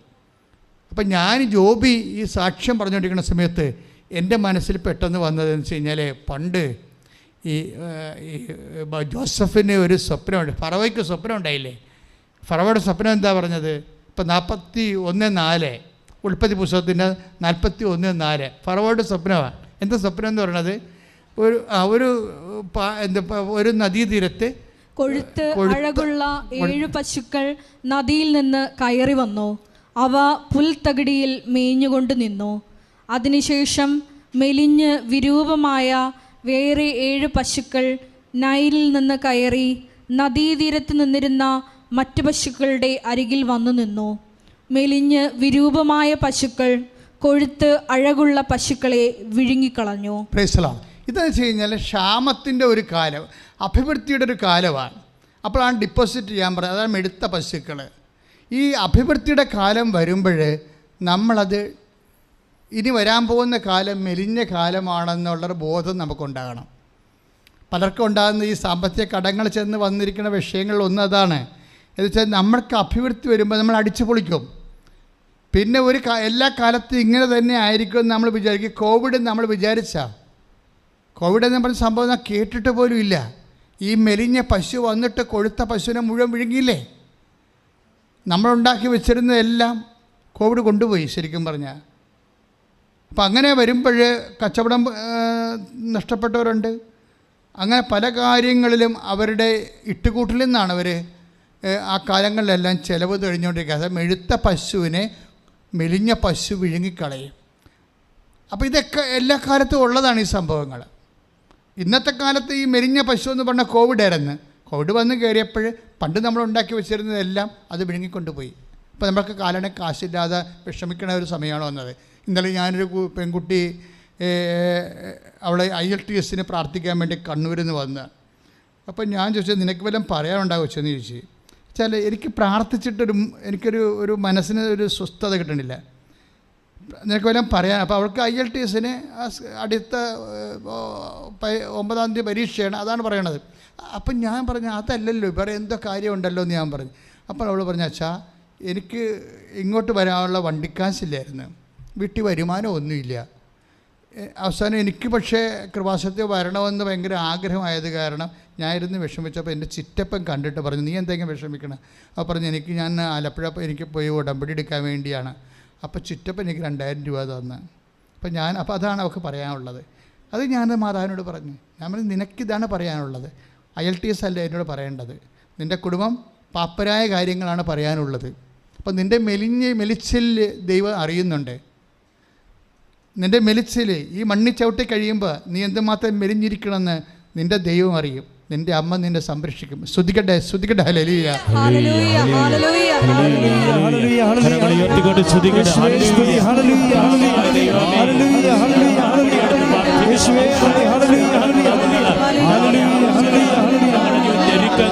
കർത്താവേ അറിയുന്നല്ലോ, ഈശോയുടെ എല്ലാ ദിവസവും തുടരണമേന്ന് എടുത്ത് പ്രാർത്ഥിക്കുന്നവര് നിയോഗങ്ങളെ തുടരണമേന്ന് പ്രാർത്ഥിക്കുന്നു.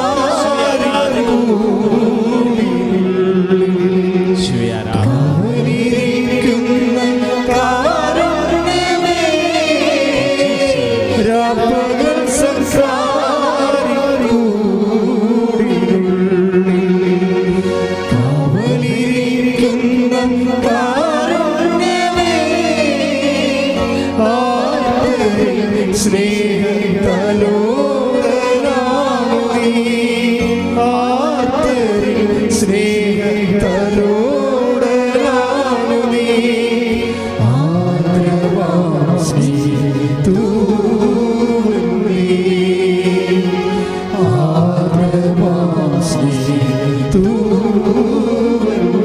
രാപ്പകൽ സക്കരാരി ഒരുമിച്ച് പാടുക. രാപ്പകൽ സക്കരാരി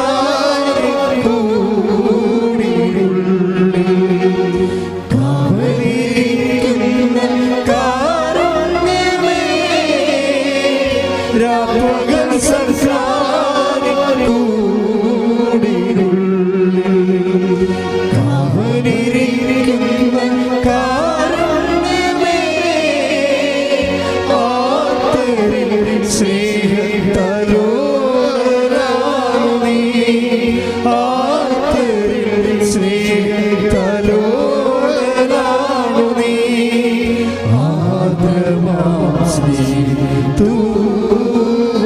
ആർദ്രമായ സ്നേഹത്തുവല്ലി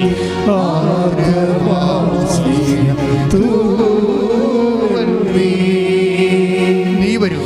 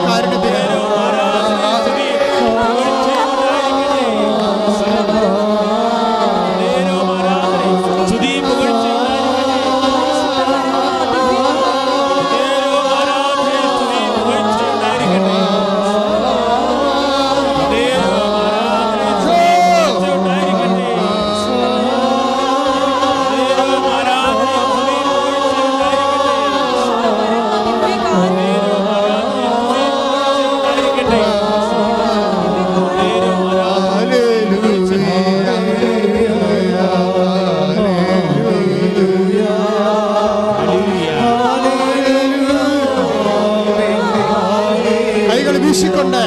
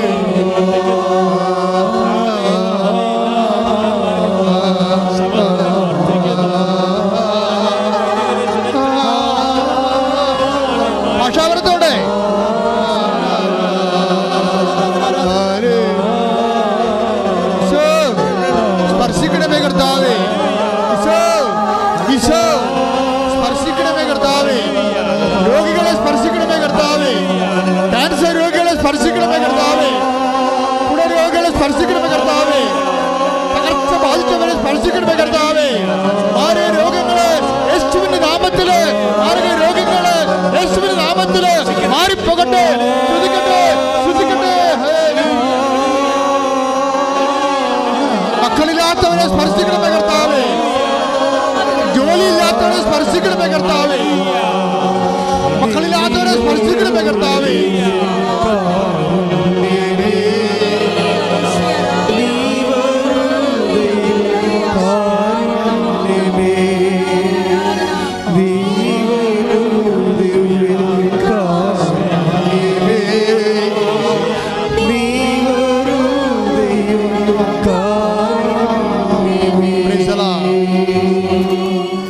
കുഞ്ഞിനെ കർത്താവ് കാണിക്കുന്നുണ്ട്, കുഞ്ഞിന് വയറിങ്ങനെ വീർത്തിരിക്കണം. പക്ഷെ വെള്ളമല്ലെന്ന് തോന്നണത്, മാംസമായിട്ട് തന്നെ വയറ് വീർത്തിരിക്കണം. ആ കുഞ്ഞിനെ കർത്താവ്, സാധാരണ അമ്മമാർ അതിനെ ഇപ്പോഴും എടുത്തുകൊണ്ടാണ് നടക്കണത്. ആ കുഞ്ഞിനെ കർത്താവ് ഇപ്പോൾ സുഖപ്പെടുന്ന ഈശോ സന്ദേശമുണ്ട്. ശ്രദ്ധിക്കട്ടെ. Hallelujah, hallelujah. യേശുവേ നന്ദി, യേശുവേ സ്തോത്രം.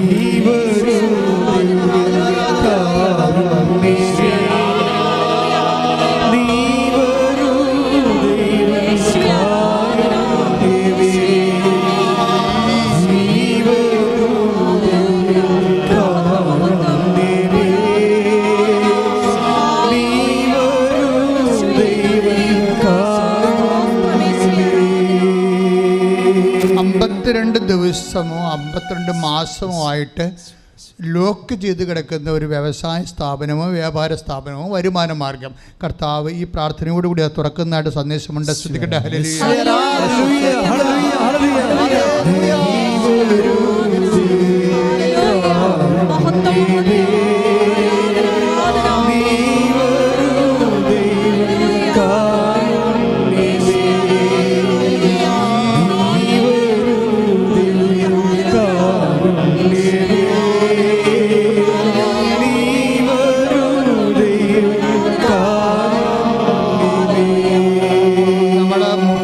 ഇങ്ങനെ പെരുമുട്ട് പോലെ വരും. മുട്ടിന് പെരുമുട്ട്, മുട്ടിന് ഇങ്ങനെ കാലുമുട്ട് കൈമുട്ട് ആ സ്ഥലത്ത് മാത്രം ഇങ്ങനെ ബൾജ് ചെയ്ത് വരും. എന്ത് രോഗമാണ് അച്ഛൻ അറിയാൻ പാടില്ല.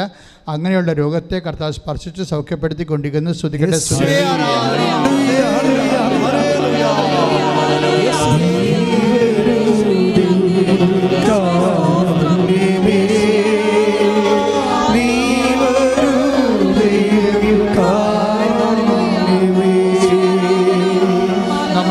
സാധാരണ കാണുന്ന പോലെ ഒരു സ്റ്റീലിൻ്റെ ടബ്ബാണ്. സ്റ്റീലിൻ്റെ ടബില്ലേ നമ്മൾ മുഖമൊക്കെ കഴുകണ, അല്ലെങ്കിൽ പാത്രം കഴുകുന്ന ടബില്ലേ നമ്മൾ ഹോട്ടലിലൊക്കെ ചെല്ലുമ്പോൾ പാത്രം കഴുകുന്ന, ചിലയിടത്ത് സ്റ്റീലായിരിക്കും, ചിലയിടത്ത് മണ്ണായിരിക്കും. പക്ഷേ ഈ സ്റ്റീലിൻ്റെ ടബ് അത് ചിലപ്പോൾ റെസ്റ്റോറൻ്റ് ആകാം, അല്ലെങ്കിൽ ഇതുപോലെ ഹോട്ടലാകാം, ഇതുപോലെ ഫുഡ് കൊടുക്കുന്ന സ്ഥലമാകാം. അങ്ങനെയുള്ള വ്യാപാരശാലകൾ നിന്ന് പോയതോ കടമായി പോയതോ ജപ്തി നടപെടുന്നതോ കർത്താവ് ആ മേഖലയിലേക്ക് നിങ്ങളെ ഏറ്റെടുക്കുന്നു എന്നുള്ളതാണ്. നിങ്ങളുടെ കടങ്ങളെ കർത്താവ് ഏറ്റെടുക്കുന്നു. നിങ്ങളുടെ കച്ചവടം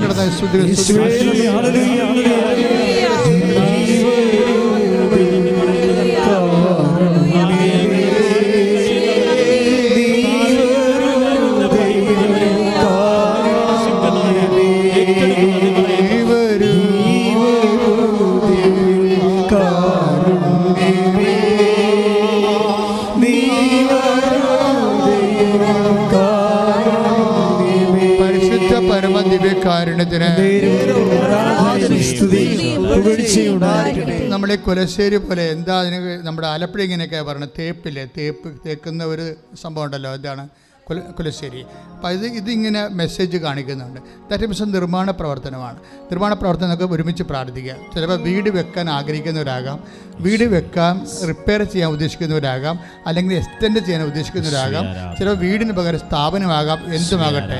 നിർമ്മാണ പ്രവർത്തനങ്ങൾ തടസ്സപ്പെട്ട് കിടക്കുന്നവരും നിർമ്മാണ പ്രവർത്തനം ചെയ്യാൻ ഉദ്ദേശിക്കുന്നവരും കൈപൊക്കുക. നിർമ്മാണ പ്രവർത്തനം തടസ്സപ്പെട്ട് കിടക്കുന്നവരെ നിർമ്മാണം ചെയ്യാൻ ഉദ്ദേശിക്കുന്നവർ കൈപൊക്കുക. പ്രാർത്ഥിക്കുക. അച്ഛനോട് ചേർന്ന് പ്രാർത്ഥിക്കുക. കർത്താവായ ദൈവമേ, വീട് നിർമ്മിക്കാൻ പോകുന്നവരെ സമർപ്പിച്ച് പ്രാർത്ഥിക്കുന്നു.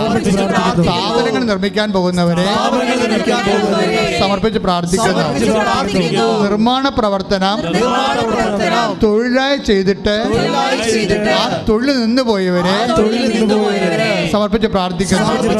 നിർമ്മാണത്തിന്റെ എല്ലാ തടസ്സങ്ങളും പ്രഭാഷണത്തിലെ പ്രത്യക്ഷപ്പെട്ട പരിശുദ്ധ അമ്മയുടെ മധ്യസ്ഥത്താൽ യേശുനാമത്തിൽ ഈ നിമിഷം മാറിപ്പോകട്ടെ.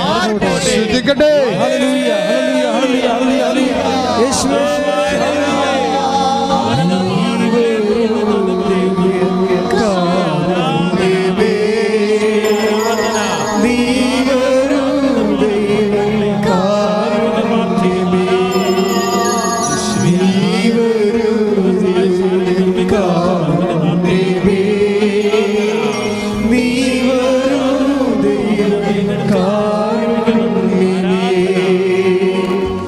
ജീവിതം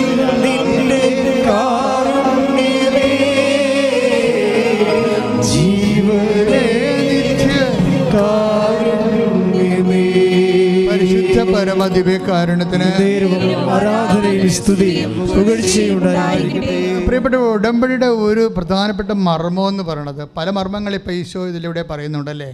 ചില സമയത്ത് ഇഷ്യൂസ് ഉണ്ടാകും, അത് നിങ്ങളെ ഉറപ്പിക്കാൻ വേണ്ടിയാണ് അല്ലേ. ഉടമ്പടി എടുത്തു കഴിഞ്ഞോ അല്ലെങ്കിൽ ഉടമ്പടി എടുക്കുന്നതിന് മുമ്പൊക്കെ ഇഷ്യൂസ് ഉണ്ടാകും. ആ ഉടമ്പടി പക്ഷേ ആ ഇഷ്യൂസ് ഒന്ന് ഇപ്പോഴത്തെ ജോബിക്കുണ്ടായിരുന്ന പ്രശ്നം എന്താണ്, രണ്ട് സമയത്തും പ്രശ്നമാണ് അയാൾക്ക്, പക്ഷേ രണ്ടും അയാൾക്ക് നേട്ടമായി മാറി. രണ്ട് സമയത്തും പ്രശ്നമുണ്ടായി, പക്ഷേ രണ്ട് സമയത്തും നേട്ടമായി മാറി.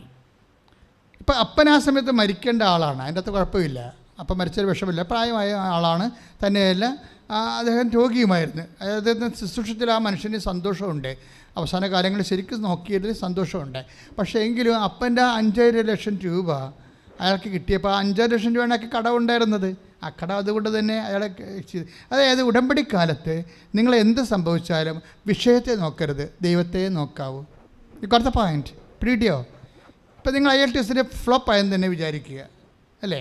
ഇപ്പം ചില പറയാം, അച്ഛാ 5 പ്രാവശ്യം ഞാൻ പരീക്ഷ എഴുതി, ഇത് 6ാമത്തതാണ്, ഇതും ഫ്ലോപ്പായാൽ എനിക്ക് കാശില്ലെന്ന് പറയും. ഇനി IELTS എഴുതാൻ കാശില്ലെന്ന് പറയും. അപ്പോൾ ഞാൻ മൈൻഡ് ചെയ്യത്തില്ലത്. എന്താ കാര്യം വെച്ച് കഴിഞ്ഞാൽ, ഇവളുടെ സമയമാകുമ്പോൾ തക്ക സമയമുണ്ടല്ലോ, ഇവൾ മര്യാദക്ക് നിൽക്കുക. ദൈവത്തിൻ്റെ തിരുസന്നിധിയിൽ നിൽക്കണവർ മര്യാദക്ക് നിൽക്കാൻ പറയും. ബൈബിളിൻ്റെ ഒരു നിലപാടാണത്. ദൈവ തിരുസന്നിധിയിൽ നിൽക്കുന്നവർ മര്യാദക്ക് നിൽക്കണം. എന്ന് വെച്ച് കഴിഞ്ഞാൽ മര്യാദ നിൽക്കുന്ന അർത്ഥം എന്താണ്? ബഹളം ഉണ്ടാക്കരുത്, നിരാശപ്പെടരുത്, വിഷമിക്കരുത്, ഫൈറ്റ് ചെയ്യരുത്, പിറുപിറുക്കരുത്. കുറേ ദൈവത്തിൻ്റെ മുമ്പിൽ നിൽക്കാൻ വലിയ പാടാണ്. ഇത്രയും നാളെനിക്ക് മനസ്സിലായത് അങ്ങനെയാണ്. നമുക്ക് ആരുടെ മുമ്പിലൊക്കെ നിൽക്കാം, പക്ഷെ ദൈവത്തിൻ്റെ മുമ്പിൽ നിൽക്കാൻ ദൈവം ചാടി കടിക്കത്തൊന്നുമില്ല. പക്ഷേ നമ്മുടെ ഒരു ചെറിയൊരു ചലനം കൊണ്ട് തന്നെ ദൈവത്തിൻ്റെ അനുഗ്രഹം ബ്ലോക്കായി പോകാൻ സാധ്യതയുണ്ട്. അതുകൊണ്ട് പത്രോസ് പറഞ്ഞത് എന്താ പറയണത്? 1 പത്രോസ് അല്ലേ, 1 പത്രോസ് 5:6. 5:6 ദൈവത്തിന്റെ ശക്തമായ കരത്തിൻ കീഴിൽ, ഒന്ന് ഏറ്റു പറഞ്ഞ, ദൈവത്തിന്റെ ശക്തമായ കരത്തിന്റെ കീഴിൽ നിങ്ങൾ താഴ്മയോടെ നിൽക്കുവിൻ. അവിടുന്ന് തക്ക സമയത്ത് നിങ്ങളെ ഉയർത്തിക്കൊള്ളും. അപ്പൊ തക്ക സമയം എന്ന് പറയുന്നത് ആരാണ്? ഉടമ്പടിയിൽ ആര് തീരുമാനിക്കും? അത് അമ്മ തീരുമാനിക്കും. മനസ്സിലായില്ലേ? ഉടമ്പടിയിൽ നിന്ന് ആരാണ്? നിങ്ങളുടെ തക്ക സമയം ആര് തീരുമാനിക്കും? അമ്മ തീരുമാനിക്കും. അതാണ് കാനായിലെ കല്യാണം. തക്ക സമയം അമ്മ തീരുമാനിക്കും.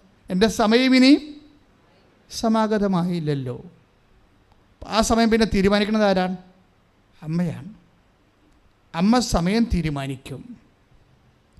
അമ്മയ്ക്ക് അതാണ് സമയക്കടികാരവുമായി കൃപാസന അൾത്താരയിൽ അമ്മ പ്രത്യക്ഷപ്പെടുമ്പോൾ നമുക്ക് തരുന്ന അനുഭവ സന്ദേശങ്ങളിൽ ഒന്നാണത്, തക്ക സമയം. നിൻ്റെ സങ്കടങ്ങൾ തീരാനുള്ള തക്ക സമയം നിൻ്റെ അമ്മ തീരുമാനിക്കുമെങ്കിൽ അതിനെ തീരുമാനിപ്പിക്കുന്ന പ്രാർത്ഥനയാണ് അമ്മ നൽകിയ ഉടമ്പടി പ്രാർത്ഥന. കൈ അടിച്ച് കർത്താൻ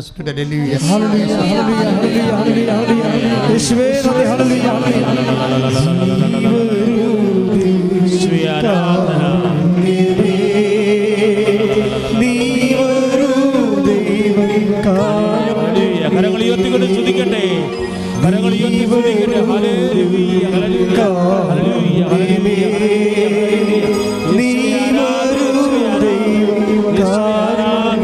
പരിശുദ്ധ പരമദിവ്യകാരുണ്യത്തിന് ആരാധനയും സ്തുതിയും പുകഴ്ചയും ഉണ്ടായിരിക്കട്ടെ. അപ്പോൾ ഈ 1 പത്രോസ് 5:6 ദൈവത്തിൻ്റെ തിരുസന്നിധിയിൽ എങ്ങനെ നിൽക്കണമെന്ന് പറയണത്? താഴ്മയോടെ നിൽക്കണം, വിനയത്തോടെ നിൽക്കണമെന്ന്. അത് ഒന്ന് പ്രാർത്ഥിച്ച് പഠിക്കേണ്ട കാര്യങ്ങളാണ്. ഒന്ന് പറഞ്ഞേ, കർത്താവേ അങ്ങയുടെ തിരുസന്നിധിയിൽ വിനയത്തോടെ നിൽക്കാൻ, ബഹളം ഉണ്ടാക്കാതെ നിൽക്കാൻ, പെരുപെറുക്കാതെ നിൽക്കാൻ എനിക്ക് പ്രത്യേക അഭിഷേകം നൽകണമേ. അപ്പോഴേ ആൾക്കാർക്ക് വരുന്ന ഒരു ചെറിയ അബദ്ധം അതാണ്, ദൈവതിരുസന്നിധിയിൽ നിൽക്കാൻ അറിയാൻ പാടില്ലാത്തതാണ് ഏറ്റവും വലിയ പ്രശ്നം. ഇപ്പോൾ ഉടമ്പടി വരുമ്പോൾ പക്ഷേ നിങ്ങളത് പഠിക്കാൻ പറ്റത്തില്ല. ഉടമ്പടി വരുമ്പോൾ നിങ്ങൾ പഠിക്കാൻ പറ്റത്തില്ല. ഇപ്പം നിങ്ങൾ PSC ടെസ്റ്റ് എഴുതി, 2 പേരും എഴുതാൻ പോയി, നീ ഉടമ്പടി എടുത്തിട്ടുണ്ട്, ഉടമ്പടി എടുക്കാത്ത ആളിനെ PSC ടെസ്റ്റിന് കിട്ടി, നിനക്ക് കിട്ടിയില്ല. സ്വാഭാവികമായിട്ട് നിനക്ക് ദൈവദർശനം നിൽക്കാൻ പറ്റാത്ത ആളാണെങ്കിൽ പിറുപിറുപ്പുണ്ടാവും. നിൽക്കാൻ അറിയാൻ പറ്റാത്ത ആളാണെങ്കിൽ ഞാൻ ഉടമ്പടി എടുത്ത് എനിക്ക് കിട്ടിയില്ലല്ലോ, ഉടമ്പടി എടുക്കാത്തവർക്കാണല്ലോ അത് കിട്ടിയെന്ന് പറഞ്ഞുകൊണ്ട് ദൈവദർശനത്തിൽ തർക്കം ഉണ്ടാവും. തർക്കിക്കുകയോ ബഹളം ഉണ്ടാക്കുകയോ ചെയ്യരുതേ. കാര്യം എന്താണ്? ദാസൻ അഥവാ ദാസിയുടെ സ്റ്റേറ്റിലേക്ക് ആണ് നിന്നെ ഉടമ്പടി കൊണ്ടുവരുന്നത്. അതാണ് മത്തായി സുവിശേഷം 12, 19, 20. പറഞ്ഞോളൂ. അവൻ തർക്കിക്കുകയോ ബഹളമുണ്ടാക്കുകയോ ബഹളം കൂട്ടുകയോ ചെയ്യുകയില്ല. ഇതാ ഞാൻ തിരഞ്ഞെടുത്ത എൻ്റെ ദാസൻ, എൻ്റെ ആത്മാവ് പ്രസാദിച്ച എൻ്റെ പ്രിയപ്പെട്ടവൻ. അവൻ്റെ മേൽ എൻ്റെ ആത്മാവിനെ അയക്കും. അവൻ വിജാതിരി ന്യായവിധി അറിയിക്കുകയും അവൻ തർക്കിക്കുകയോ ബഹളം കൂട്ടുകയോ തിരുവീഥികളിൽ അവൻ്റെ സ്വരം കേൾക്കുകയില്ല. അപ്പോൾ ദൈവം ഈ വിനയായ തർക്കമുണ്ടാക്കാതെ എന്തെങ്കിലും നമുക്ക് പിടിക്കാത്ത കാര്യങ്ങൾ സംഭവിച്ചാൽ, ഇപ്പോൾ തന്നെ നിങ്ങളുടെ കല്യാണം ഉടമ്പടി നിങ്ങൾക്ക് വിവാഹം വെച്ചിട്ടുണ്ട്. പക്ഷേ വിവാഹം അത് ഉടമ്പടി ചെയ്ത ഉടനെ ഒരു മനസ്സമ്മതം വന്നു. നിങ്ങൾ ഉടമ്പടി ചെയ്തല്ല മാതാവ് തന്നാണെന്നും പറഞ്ഞ് നിങ്ങൾ കൈ കൊടുത്തു. പക്ഷേ മനസ്സമ്മതം നടന്നിട്ട് പക്ഷേ ആ കല്യാണം പോയി. അപ്പോൾ നിങ്ങളെന്ത് ചെയ്യും? നിങ്ങൾ അതിൻ്റെ ചമ്മൽ നിങ്ങൾക്ക് ഉണ്ടാവും. പക്ഷേ ആ ചമ്മൽ നിങ്ങൾ ചമ്മലാണെന്ന് പറയത്തില്ല. പറഞ്ഞിട്ട് പറയും ഞാനിനി പട്ടിയുടെ മുന്നിൽ പോയി നിൽക്കത്തില്ലെന്ന് പറയും. ഇതാണ് ദാർഢ്യം എന്ന് പറയണത്. ഇങ്ങനെ ദൈവദർശനം നിൽക്കാൻ പറ്റത്തില്ല. അവിടെ വിനയം ഉണ്ടാകണം. ഇവർക്ക് നിങ്ങൾക്ക് ചമ്മലുണ്ടായി. ആ കല്യാണം പോയപ്പോൾ ഒന്നെങ്കിൽ നിങ്ങളുടെ കുഴപ്പം കൊണ്ടാണ്, ഇനിയിപ്പോൾ എൻ്റെ സൗന്ദര്യത്തിൻ്റെ പ്രശ്നമായിരിക്കുമോ, അല്ലെങ്കിൽ ഞങ്ങളുടെ വീട് പിടിക്കഴിഞ്ഞിട്ടായിരിക്കുമോ, എന്തെങ്കിലും പിടിക്കഴിഞ്ഞിട്ടായിരിക്കും പോയല്ലോ. അപ്പോൾ അതിൻ്റെ സ്വാഭാവികമായിട്ട് ഓരോ മനുഷ്യനുണ്ടാകുന്നത്, സാധാരണ മനുഷ്യർക്കുണ്ടാകുന്നത് ഒരു ചമ്മൽ പോലെ ഉണ്ടാകും. പക്ഷെ ചമ്മൽ ഇവർ പുറത്ത് കാണിക്കത്തില്ല. അത് കാണിക്കാതിരിക്കാൻ വേണ്ടി അമ്മയോട് പറയും ഇനി ഒരുവൻ്റെ മുമ്പിൽ പോയി ഞാൻ നിൽക്കത്തില്ല. ഇതാണ് വിഷയം. പ്രാക്ടിക്കലായിട്ട് പറഞ്ഞ ഇതാണ് വിഷയം. ഇങ്ങനെ ഓരോ വിഷയം വരുമ്പോഴും നമ്മൾ ഇതിൻ്റെ തെളിമയില്ല, അറിയാവില്ല. അവിടുന്ന് തൻ്റെ അതായത് ദൈവദൃശ്യന് നിൽക്കാൻ അറിയത്തില്ല ഇവർക്ക്. കാര്യം എന്തുകൊണ്ടാണ് ഇങ്ങനെ സംഭവിച്ചത്? ഇപ്പോൾ നിങ്ങൾക്കറിയാമല്ലോ, കഴിഞ്ഞ ദിവസങ്ങളിൽ തൃശ്ശൂരിൽ നിന്നൊരു സഹോദരി സാക്ഷ്യം പറഞ്ഞു. അവർ സാക്ഷ്യം പറഞ്ഞു വെച്ച് കഴിഞ്ഞാൽ അവർക്ക് ഓസ്ട്രേലിയ മൈഗ്രേറ്റ് ചെയ്യണം. മൈഗ്രേറ്റ് ചെയ്യണ മുമ്പ് അവർക്ക് വരെ കുറേ പ്രോബ്ലം ഉണ്ട്. അവിടെ പ്രോബ്ലം വെച്ച് കഴിഞ്ഞാൽ അവർക്കൊരു കുട്ടിയെ കൂടി വേണം. ആ കുട്ടിയെ പക്ഷേ അവർ കിട്ടണില്ല. 7 കൊല്ലമായി 2 കുട്ടികളുണ്ട്, ഒരു കുട്ടിയെ കൂടി വേണം. 7 കൊല്ലമായിട്ട് ആ 3ാമത്തെ കുട്ടിയെ കിട്ടണില്ല. അവർ ഉടമ്പടി ചെയ്ത് അപ്പോൾ ഓസ്ട്രേലിയ മൈഗ്രേഷൻ കൂടി ഉടമ്പടി വിഷയമാക്കി. നമ്മൾ യൂട്യൂബിൽ സാക്ഷി ചെയ്യുന്നുണ്ട്. 2 ദിവസം മുമ്പുള്ള സാക്ഷിയാണത്.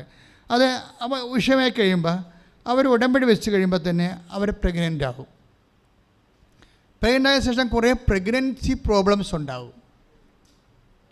പക്ഷേ ഇവർ സാധാരണ ലേഡിയല്ല. ഭയങ്കര ഈ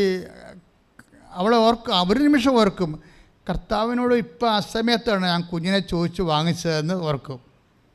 എൻ്റെ ഈ ദൈവത്തോടുള്ള ഈ പിടിവാശി കാരണം കുഞ്ഞ് സഫർ ചെയ്യുന്നുണ്ടല്ലോ, ഇതിങ്ങനെ പോകേണ്ട കാര്യമില്ലായിരുന്നു അല്ലേ, ഇത് ദൈവം ഉദ്ദേശിച്ച് കാണത്തില്ല എന്ന് പറഞ്ഞുകൊണ്ട് അപ്പോൾ പറയും ഞാൻ ഉടമ്പടി അങ്ങനെയെങ്കിൽ ദൈവം എനിക്ക് 7 കൊല്ലത്തിനുള്ളിൽ കുഞ്ഞിനെ തരേണ്ടതായിരുന്നില്ല.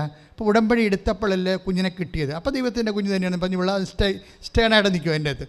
ഇങ്ങനെ ആദ്യം ഒരു ചെറിയൊരു ആട്ടം വന്നെങ്കിലും പിന്നെ അവർ കർത്താവിൻ്റെ കൂടെ സ്റ്റേണായിട്ടില്ല. ഞാൻ ഉടമ്പടി എടുത്തപ്പോൾ തന്നതാണ്, ഇനി ദൈവത്തിൻ്റെ കുഞ്ഞായതുകൊണ്ട് ദൈവം തന്നെ നോക്കിക്കൊള്ളും. അപ്പോൾ ഡോക്ടർ ഇതിൻ്റെ ഇടയ്ക്ക് കുറേ കാര്യങ്ങളൊക്കെ പറയുന്നുണ്ട്. ഇങ്ങനെ നിങ്ങൾക്ക് 2 കുഞ്ഞുങ്ങളുണ്ടല്ലോ ഓൾറെഡി, 3ാമത്തെ കുഞ്ഞിനെ എന്തിനാണ് എന്നൊക്കെ ഡോക്ടർ ചോദിക്കുന്നത് വെച്ചാൽ അബോർഷൻ ചെയ്യണില്ലേ എന്ന് ചോദിക്കുന്നതിന് പകരം ഡോക്ടർ അതിൻ്റെ വെയർ അബൌട്ട്സിൽ ഇവരെ അപ്പുറത്തും ഇപ്പുറത്തുള്ള എല്ലാ സെറ്റിൽമെൻറ്റും ഉണ്ടാക്കുകയും. പക്ഷേ ഇവർ പറയും അങ്ങനെ ചെയ്യത്തില്ല ഡോക്ടറെ, ഇത് ഞാൻ ചോദിച്ച് വാങ്ങിച്ചാൽ കർത്താവിടേക്കെന്ന്. അപ്പോൾ കർത്താവ് നോക്കുമെന്നുള്ളതാണ് അവരുടെ ഒരു വിശ്വാസം. പക്ഷേ എന്താ പ്രോബ്ലം വെച്ച് കഴിഞ്ഞാൽ ഈ കുഞ്ഞിൻ്റെ ക്രൈസിസ് ഉണ്ടായിക്കൊണ്ട് ഇവർക്ക് ഇന്ന് ഫെയ്ത്ത് ജനറേറ്റ് ചെയ്ത് പ്രെയർ ജനറേറ്റ് ചെയ്ത് അത് ഒരു ഭയങ്കരമായിട്ട് കാര്യം ഈ നമ്മൾക്ക് വിശ്വാസം എന്ന് പറയണത് ഒരു ഇൻ്റലക്ച്വൽ വെഞ്ചറാണ്. അത് വിശ്വാസം ഒരു ഇമോഷണൽ വെഞ്ചറല്ല.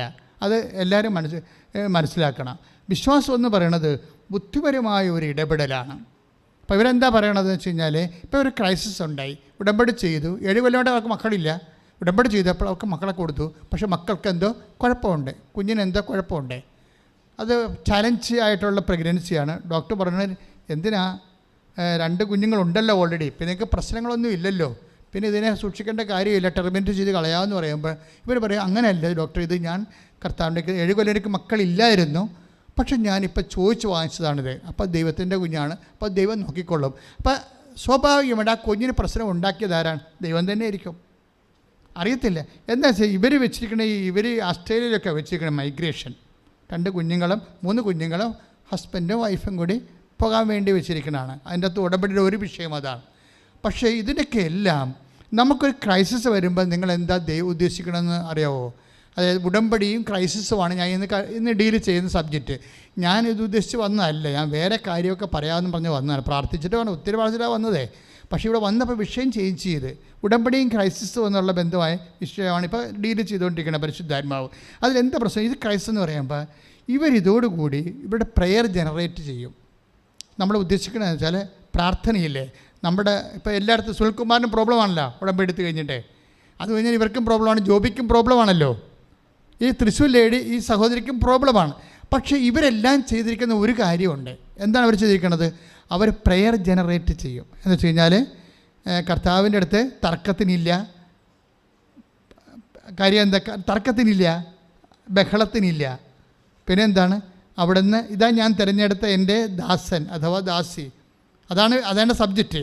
ഉടമ്പടി ചെയ്യുമ്പോൾ ഇപ്പോൾ 12:19 ഇതാ ഞാൻ തിരഞ്ഞെടുത്ത, ഒന്ന് പറഞ്ഞേ, ഇതാ ഞാൻ തിരഞ്ഞെടുത്ത എൻ്റെ ദാസൻ, എൻ്റെ ദാസി, എൻ്റെ ആത്മാവ് പ്രസാദിച്ച എൻ്റെ പ്രിയപ്പെട്ടവൻ, എൻ്റെ പ്രിയപ്പെട്ടവൾ, അവരുടെ മേൽ ഞാൻ എൻ്റെ ആത്മാവിനെ അയക്കും.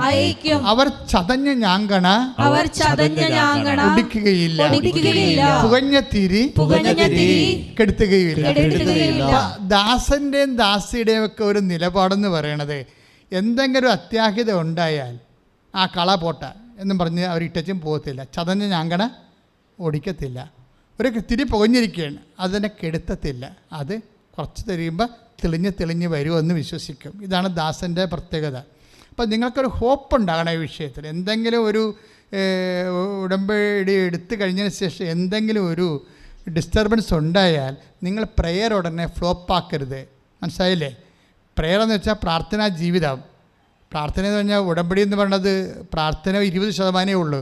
ബാക്കിയെല്ലാം രോഗികളെ ശുശ്രൂഷിക്കുക, പത്രം വിതരണം ചെയ്യുക, പ്രേക്ഷിത പ്രവർത്തനമൊക്കെയാണ്. കർത്താവിനെ അറിയാത്ത അറിയിക്കുക, അറിഞ്ഞവരെ ആഴപ്പെടുത്തുക. ചില ആൾക്കാർ പത്രം കൊടുക്കണമെങ്കിൽ ഏപ്രിൽ 2-ാം തീയതി മേടിച്ച പത്രം കൊടുക്കുന്നത് ഏപ്രിൽ 28-ാം തീയതിയാണ് കൊടുത്തു തീരണത്. അതൊക്കെ വെച്ചാൽ നിങ്ങളുടെ വാദപ്പനിയാണ് കാണിക്കുന്നത്, വിശ്വാസത്തിൻ്റെ വാദപ്പനി. ബുദ്ധിയും ബോധമുള്ളവർ, ഇൻ്റലക്ച്വലായിട്ടുള്ളവർ അത് എടുത്തു കഴിഞ്ഞാൽ എത്രയും വേഗം തീഷ്ണതയോടെ. ഇതെന്ന് വെച്ചാൽ ഏപ്രിൽ 28-ാം തീയതി വരെ എന്തുകൊണ്ടാണ് 2-ാം തീയതി പത്രം ഇരിക്കാൻ കാര്യം വെച്ച് കഴിഞ്ഞാൽ, നിങ്ങൾ അവിടെ ഇവിടെയും പോകുമ്പോൾ 2 പത്രം കൊണ്ട് പോകും. 2 പത്രം കൊണ്ടുപോയാൽ ആരും അറിയരുത്, ഞാൻ പത്രം കൊടുക്കുകയാണെന്ന് ഓർക്കരുത്. ഇങ്ങനെ അതായത് നിങ്ങളുടെ ഒരു ഈഗോ സെക്യൂർ ചെയ്തുകൊണ്ട് മാത്രം ന്യൂട്രലായിട്ട് തട്ടിപ്പ് കാണിക്കും. അതായത് പത്രം ബോൾഡായിട്ട് കർത്താവിൻ്റെ നാമത്തിൽ ഇപ്പോൾ എന്നെ അനുഗമിക്കാൻ മനുഷ്യരുടെ മുമ്പിൽ എന്നെ ഏറ്റുപറഞ്ഞാൽ സ്വർഗസ്ഥനായ പിതാവിൻ്റെ മുമ്പിൽ ഞാനും നിങ്ങളെ ഏറ്റുപറയും. അവിടെയാണ് വിഷയം ഇരിക്കുന്നത്. 10:32 ഇതിൻ്റെ അടിസ്ഥാന വചനമാണ്. മനുഷ്യരുടെ മുമ്പിൽ ഏറ്റുപറയണം.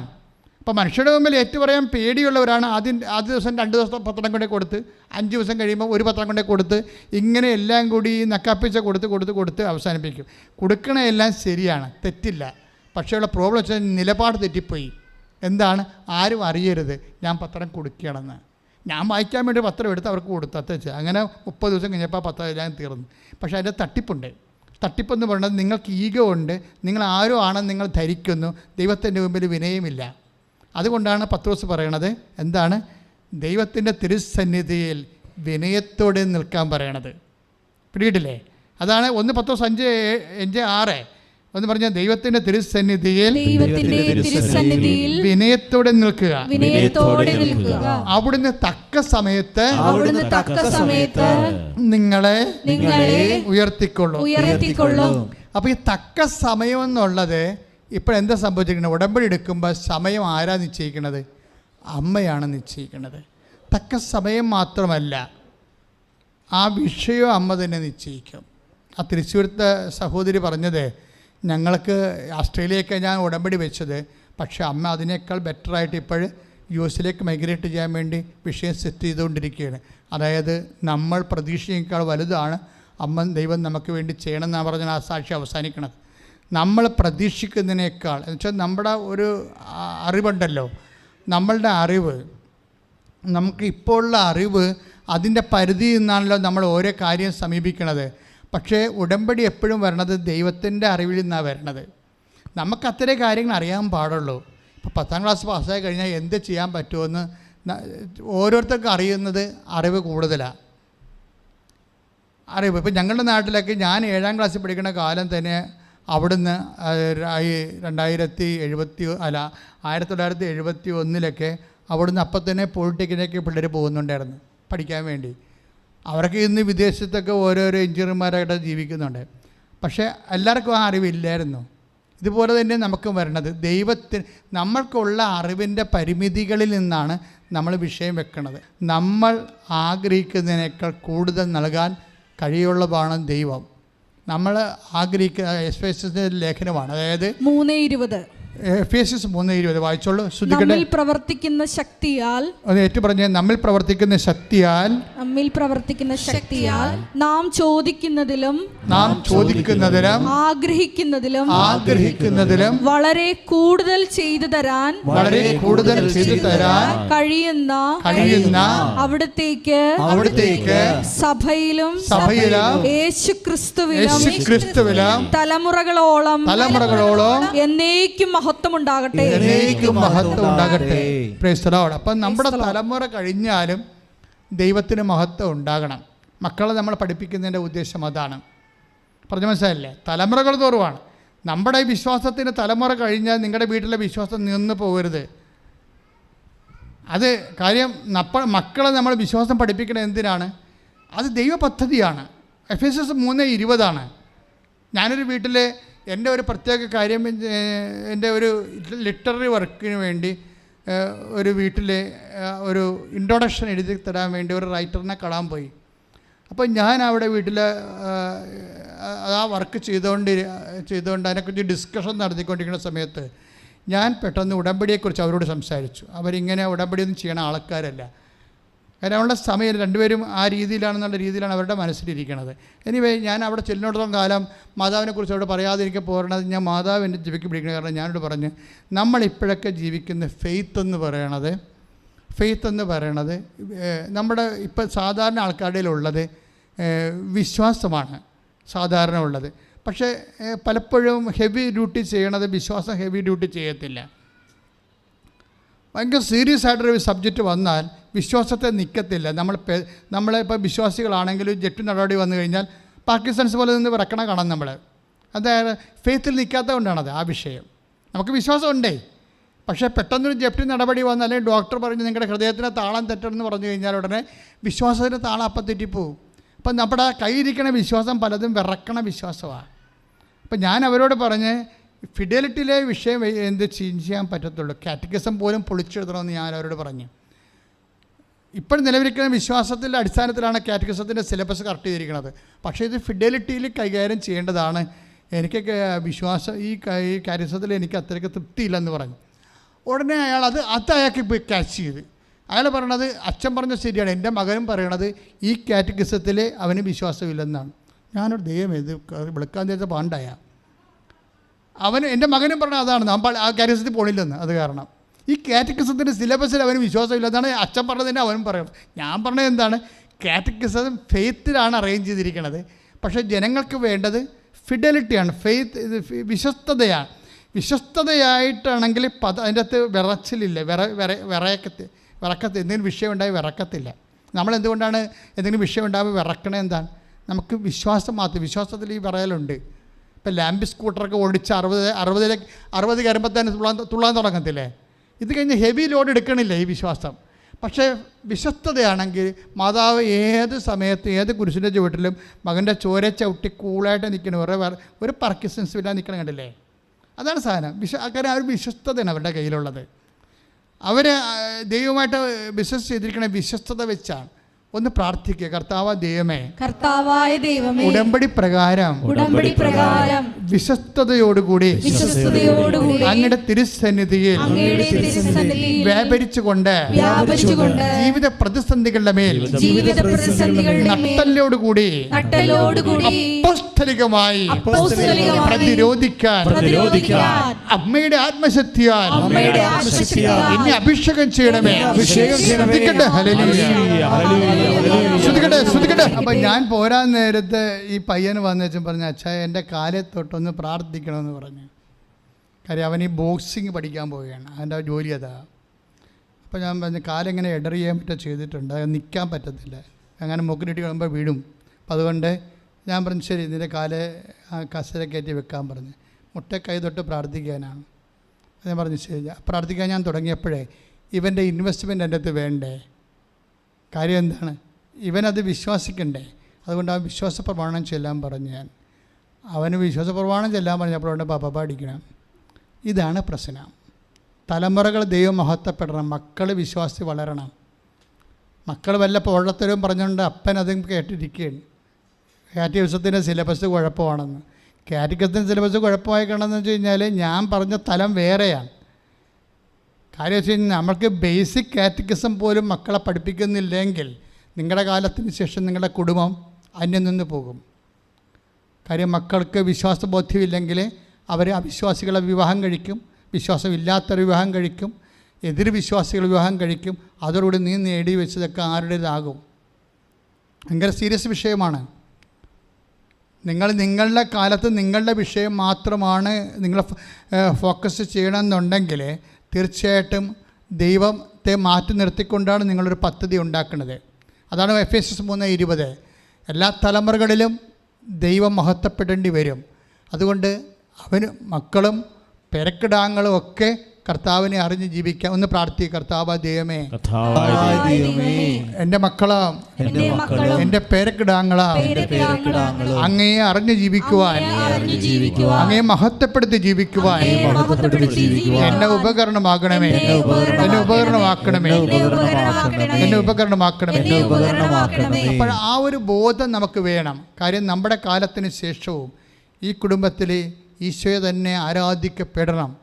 നമ്മുടെ രക്തത്തിൽ നിന്ന് പിറന്ന കുഞ്ഞുങ്ങളെല്ലാം, എത്ര കുഞ്ഞുങ്ങൾ ഏതെല്ലാം തലമുറകളുണ്ടായാലും, കഴിഞ്ഞ ദിവസം ചക്യാത്തി പിതാവ് ആയിട്ട് സംസാരിക്കേണ്ടി വന്നു. എറണാകുളം എന്നെ പഠിപ്പിച്ച ഗുരുവാണ്. അപ്പോൾ ഞങ്ങൾക്ക് ആലപ്പുഴ വന്നൊരു ധ്യാനം നടത്തി നോൻപിൻ്റെ അച്ഛന്മാർക്ക്.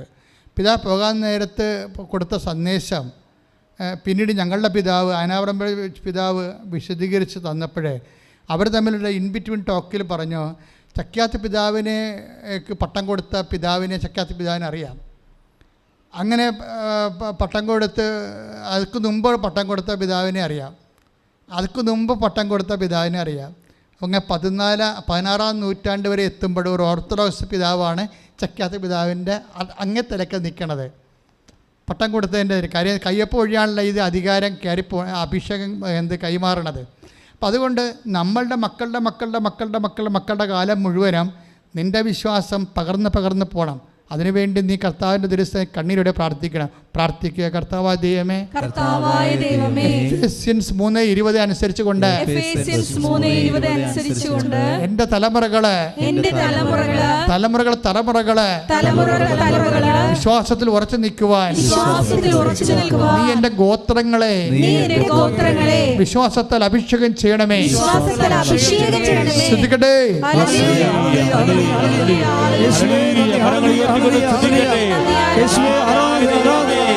തലമുറകളോളം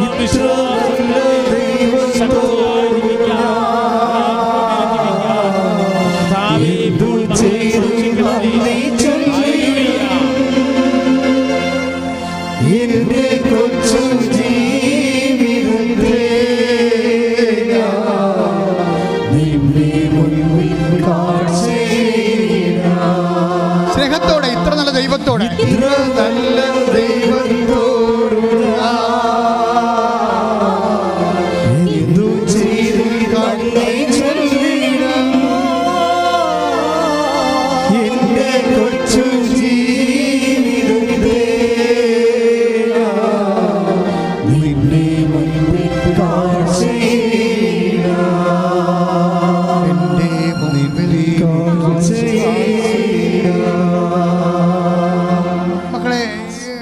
ഉടമ്പടിയോട് ബന്ധം കഴിയുമ്പോൾ നിങ്ങൾ ദൈവമായിട്ട് ഇൻറ്റിമേറ്റ് ആകുകയാണ്. ഇപ്പം നിങ്ങൾ ഇപ്പോൾ സോഷ്യൽ മീഡിയയിലൊക്കെ പറയാതെ എൻ്റെ ചങ്കാണെന്നൊക്കെ പറയത്തില്ലേ, അതുപോലെ ഈശോ നമ്മുടെ ചങ്കാകണം, അമ്മ നമ്മുടെ ചങ്കാകണം. ഇൻറ്റിമസിയുടെ അകത്ത് വലിയ കാര്യമുണ്ട് ഇതിൻ്റെ അകത്ത്. എന്നുവെച്ചാൽ ആത്മബന്ധം. കാര്യം ഈശോ പറഞ്ഞ ആത്മബന്ധം ഉണ്ടായാൽ വെളിപാടുകളുണ്ടാകും. നമുക്ക് ഇപ്പം നമുക്ക് ജപ്തി നടപടിയാണെന്ന് വിചാരിച്ചോ, പക്ഷെ അതിൻ്റെ വഴി ആർക്കറിയാം? ദൈവത്തിനറിയാം. നീ ഇപ്പം ജപ്തി നടപടിയാണ് നിനക്ക്, നീ രക്ഷപ്പെടാനുള്ള വഴി ആർക്കറിയാം? ദൈവത്തിനറിയാം. അതുകൊണ്ടാണ് എന്താ പറയണത്? നീ നടക്കേണ്ട വഴി. 32:8 സങ്കീർത്തനം എപ്പോഴും പറയാറുണ്ട് ഞാൻ. ഒന്ന് പറഞ്ഞ്, നീ നടക്കേണ്ട വഴി, നിന്റെ മുഖത്ത് നോക്കി ഞാൻ നിന്നെ ഉപദേശിക്കും. അപ്പം നീ ഇസ്രയേലിലാണോ, ഇപ്പം ഇസ്രയേലിലാണോ, അതുപോലെ തന്നെ മാൾട്ടയിലാണോ അല്ലെങ്കിൽ ഓസ്ട്രേലിയയിലാണോ പോകുന്നത്? കഴിഞ്ഞ ദിവസം ഒരു സാക്ഷി വഴി എടുത്തത് എന്താ വെച്ചാൽ, അയാൾക്ക് ഇസ്രയേലിൽ പോകണം. മെസ്സേജ് എടുത്തപ്പോൾ ഞാൻ പറഞ്ഞ് ഇസ്രയേലിൽ പോകാൻ പറ്റത്തില്ലെന്ന് പറഞ്ഞു. അപ്പോൾ അയാൾ പറഞ്ഞു, എന്നാ വെച്ചാൽ ഞാനെല്ലാം സെറ്റ് ചെയ്ത് ഏജൻറ്റുമായിട്ടൊക്കെ സംസാരിച്ച് വെച്ചിരിക്കുകയാണ്. ഞാൻ പറഞ്ഞു, മെസ്സേജ് ഇല്ല, മാൾട്ടയിൽ പോയിക്കൊള്ളാൻ പറഞ്ഞു. കരയാക്കി റബ്ബർ വിൽപ്പന റബ്ബർ കട പൂട്ടിപ്പോയി, കടം കുറേ ഉണ്ട്. പക്ഷേ എന്താ ഇസ്രായേലിൽ പോകണ്ടെന്ന് പറഞ്ഞത്? എന്താ ഇസ്രായേലിൽ പോകേണ്ടത്? മെസ്സേജ് എടുക്കുമ്പോൾ ഇസ്രായേൽ പോകണ്ടെന്ന് പറയാൻ എന്താ കാരണം? അയാൾ ആ മെസ്സേജ് കിട്ടണ വരെ ഇസ്രായേലിൽ പ്രശ്നമൊന്നുമില്ല. 3 ദിവസം കഴിഞ്ഞപ്പോൾ ഹമാസ് 11 പേരെ കൊന്നവിടെ. കഴിഞ്ഞ ആഴ്ച 11 പേരെ ഇസ്രായേൽക്കാരെ കൊന്നു. അപ്പോൾ തീർച്ചയായിട്ടും റംസാൻ കാലത്ത് യുദ്ധം ഉറപ്പാണ്.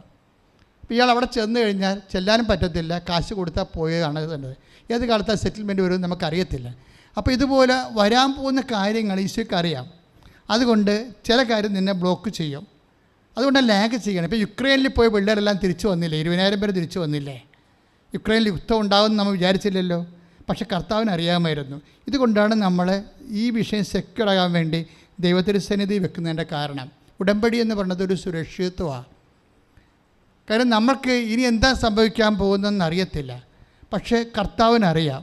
കർത്താവിനറിയാവുന്ന കാരണം നീ നിൻ്റെ ഒരു വിഷയം വെച്ച് കഴിഞ്ഞാൽ അത് നാളെ കാലങ്ങളിൽ എന്താണ് അവിടെ സംഭവിക്കാൻ പോകുന്നത്, നിയമം ചേഞ്ച് ചെയ്യുമോ, അങ്ങനെ അതുകൊണ്ട് നിന്നെ ബാധിക്കുമോ, നിൻ്റെ PR-നെ ബാധിക്കുമോ, അല്ലെങ്കിൽ നിൻ്റെ ജപ്തി നടപടിക്ക് എന്ത് ചെയ്യണം, ജപ്തി നടപടി നിൻ്റെ പറമ്പും വീടും കൊണ്ട് പോകുമോ ആൾക്കാർ, അപ്പോൾ അതിനെന്താ പരിഹാരം, എല്ലാ കാര്യവും ദൈവത്തിന് അറിയാം. അവൻ എല്ലാം അതേ പിതാവേ അങ്ങ് എല്ലാം അറിയുന്നു എന്ന് ഈശോ പറയും. ചോര വിയർക്കുമ്പോഴും ഈശോ പറയുന്ന ഒരു സംഭവമാണ്. എന്താണ് പറയുന്നത്? ചോര വിയർത്ത് ഗെത്സെമനിൽ ഇങ്ങനെ തളർന്ന് കിടക്കുമ്പോഴും ഈശോ ഈ ചോരയിൽ പ്രഖ്യാപിക്കുന്ന ഒരു രക്തസാക്ഷിത്വമായിട്ടുള്ള ഒരു പ്രഖ്യാപനമുണ്ട്. പിതാവേ സമസ്തവും അങ്ങയ്ക്ക് സാധ്യമാണ്. ആദ്യം പറയണത് പിതാവേ എല്ലാം എൻ്റെ പിതാവ് അറിയുന്നു, എല്ലാം എൻ്റെ പിതാവ് അറിയുന്നു.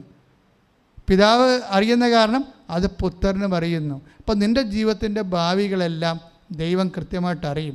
അപ്പം നീ വെച്ചിരിക്കേണ്ട കാര്യം, യുക്രൈനിലാണ് കഴിഞ്ഞ കൊല്ലം വെക്കണമെന്നുണ്ടെങ്കിൽ വെച്ചതുകൊണ്ട് അറിയാൻ പാടാത്തത് കൊണ്ടല്ലേ പോയിട്ട് ഇപ്പോൾ തിരിച്ചു വന്നില്ലേ? അവരുടെ ഹോസ്റ്റലും മെഡിക്കൽ കോളേജൊക്കെ ബോംബിട്ട് പോയി. തിരിച്ചു വിടാൻ നമുക്ക് ഒരു കുഴപ്പമൊന്നുമില്ല. അത് നീ ഉടമ്പടി ചെയ്ത് കഴിയുമ്പോൾ ഏതെങ്കിലും യൂണിവേഴ്സിറ്റിയുടെ കർത്താവ് നിന്നെ അഫിലിയേറ്റ് ചെയ്തിട്ട് അവിടുത്തെ പഴയ റെക്കോർഡ്സൊക്കെ എടുപ്പിച്ചിട്ട് നിൻ്റെ വിദ്യാഭ്യാസം കറക്റ്റ് ചെയ്യും.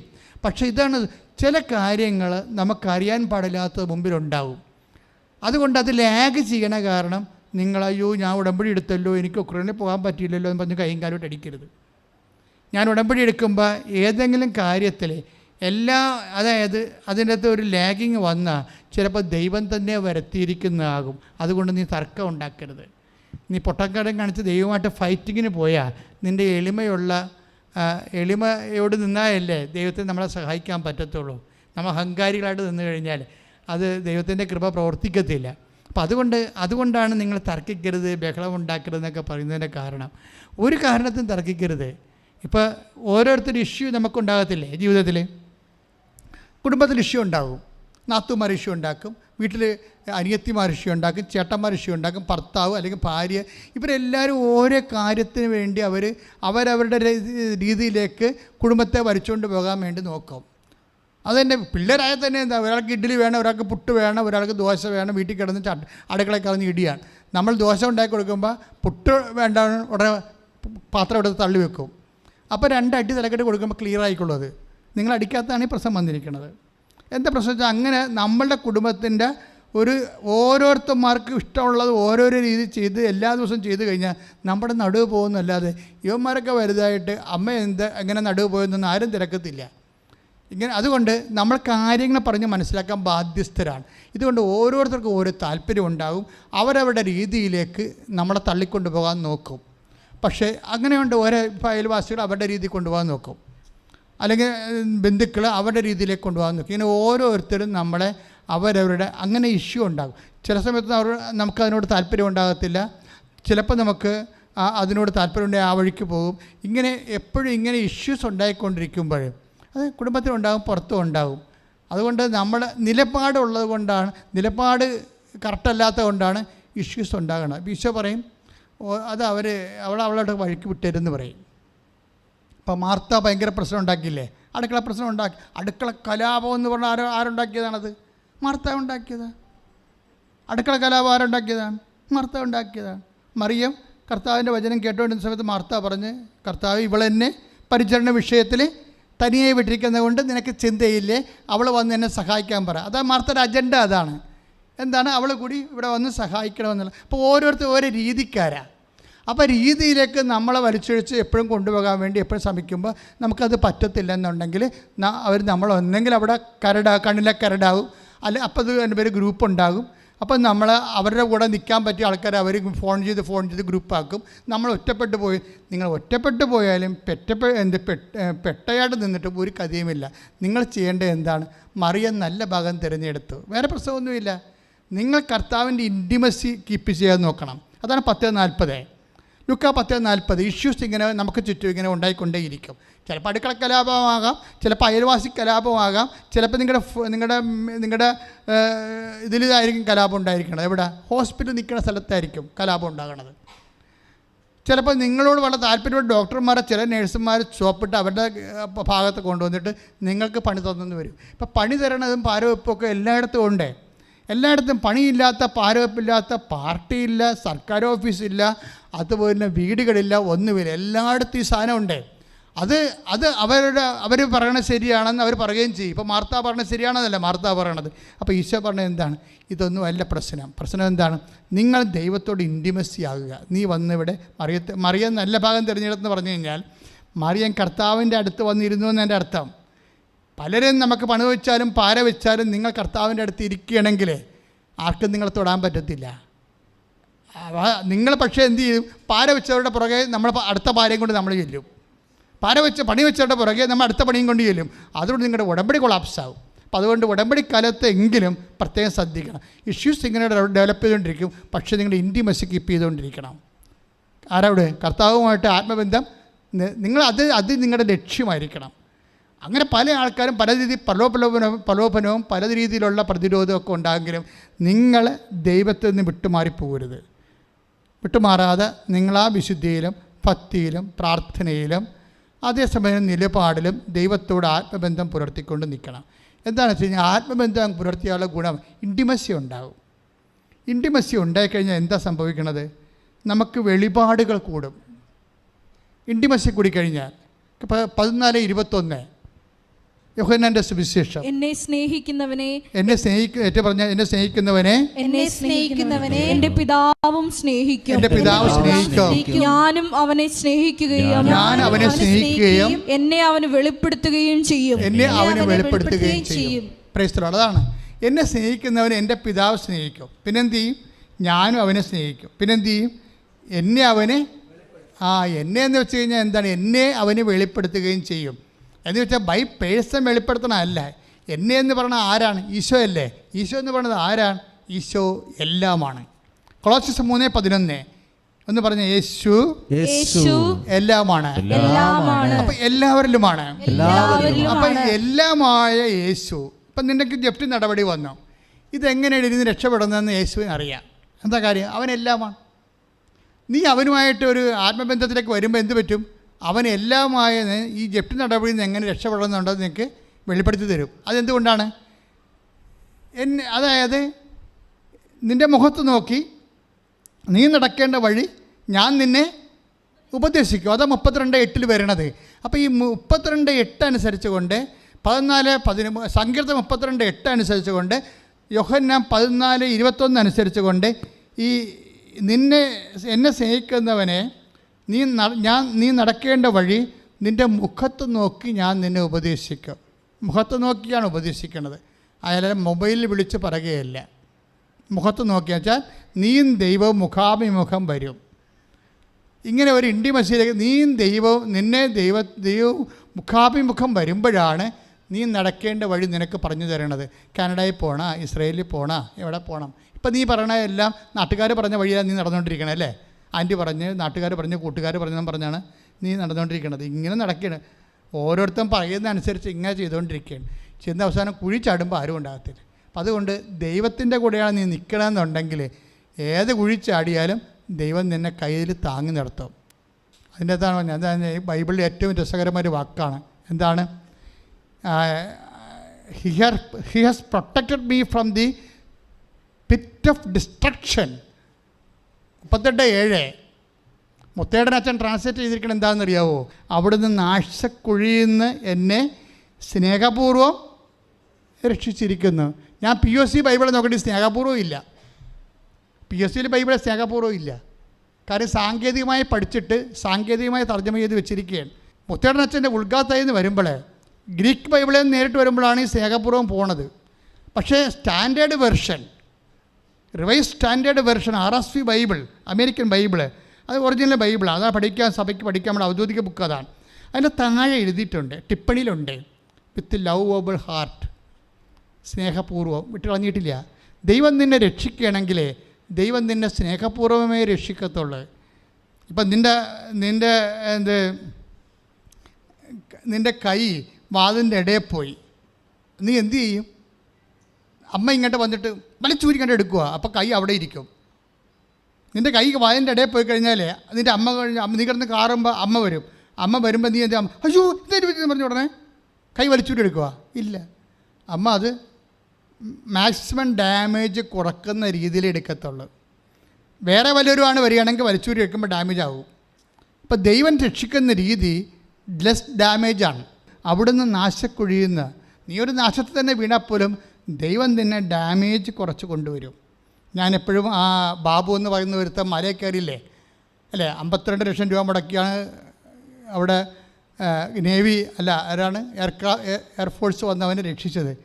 പക്ഷേ രക്ഷിക്കണ മുമ്പ് അവന് വെള്ളം കൊടുത്തായിരുന്നു. വെള്ളം കൊടുത്തു, അവൻ്റെ കുശലപ്രസവങ്ങളൊക്കെ ചോദിച്ചു മനസ്സിലാക്കിയിട്ടാണ് അവരവനെ പതുക്കെ എയർലിഫ്റ്റ് ചെയ്യണത്. അപ്പം ഞാൻ എപ്പോഴും എൻ്റെ മനസ്സിൽ ഓർത്ത വചനം ഇതാണ്. എന്താണ്? അത് സ്നേഹപൂർവ്വമാണ്. അപ്പോൾ വേറെ ഒരു ആളാണെങ്കിൽ, അത്രയും ഉത്തരവാദിത്തമില്ലാത്ത ഒരാളാണ് എങ്കിൽ അത്രയും ഒരു സേഫ്റ്റി കിട്ടത്തില്ല. ദൈവം നമുക്ക് തരുന്നത് സേഫ്റ്റിയാണ്, സംരക്ഷിക്കും നമ്മളെ. ഈ സംരക്ഷണം നഷ്ടപ്പെടുന്ന ഇൻറ്റിമസി പോകുമ്പോഴാണ് സംരക്ഷണം പോണത്. അതുകൊണ്ട് നിങ്ങൾ ഇൻറ്റിമസി സൂക്ഷിക്കാൻ നോക്കണം ദൈവമായിട്ട്. അവൻ്റെ വചനങ്ങൾ കേട്ട് വരുമ്പോൾ ദൈവത്തിന് ഞാൻ തിരഞ്ഞ 12:20 എന്താണ്? 12:18 ഇതാ ഞാൻ തിരഞ്ഞെടുത്ത എൻ്റെ ദാസൻ, മത്തായി ശ്ലീഹായുടെ സുവിശേഷം, ഞാൻ തിരഞ്ഞെടുത്ത എൻ്റെ ആത്മാവ് പ്രസാദിച്ച എൻ്റെ പ്രിയപ്പെട്ടവൻ, എൻ്റെ ഇൻറ്റിമേറ്റ്, എൻ്റെ ചങ്കെന്ന് പറയും. അതായത് അവൻ്റെ മേൽ എൻ്റെ ആത്മാവിനെ അയക്കും. അപ്പോൾ അത് സംരക്ഷണമുണ്ട് അതിൻ്റെ അകത്ത്. എപ്പോഴും വരണത് ഈ ദൈവസ്നേഹം നഷ്ടപ്പെടുമ്പോഴാണ് സംരക്ഷണം പോണത്. ഉടമ്പടിയുടെ കാര്യങ്ങൾ നിങ്ങളിപ്പോൾ പത്രം കൊടുക്കുകയാണ്, അല്ലെങ്കിൽ രോഗികൾക്ക് കൊണ്ട് ഇനിയിപ്പോൾ രോഗികളെ കാണാവില്ല, അത് രോഗികളെ ഇപ്പോൾ രോഗികൾക്കൊന്നും ഇല്ലല്ലോ.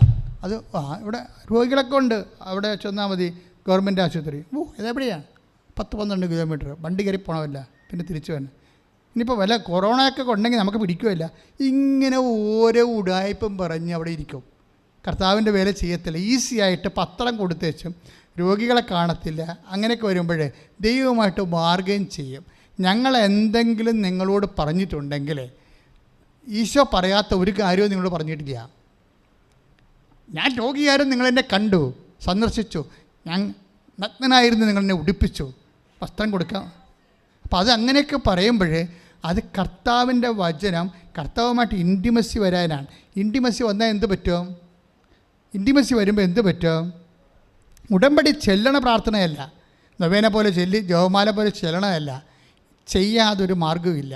കാര്യം മേജറായിട്ടുള്ള സബ്ജക്റ്റുകൾ, ഇപ്പോൾ ഈ സുനിൽകുമാറിൻ്റെ സാക്ഷ്യത്തിൽ എന്തെല്ലാം കാര്യമാണ് നടന്നത്. വീട് വെച്ചു, ആ ഉറഞ്ഞ വീട് മാറ്റി വീട് വെച്ചു, അവൻ്റെ കടങ്ങൾ പരിഹരിച്ചു, മകന് ജോലി കിട്ടി, അയാൾക്ക് ജോലി കിട്ടി. അതൊക്കെ ഞാൻ പറഞ്ഞില്ലല്ലോ.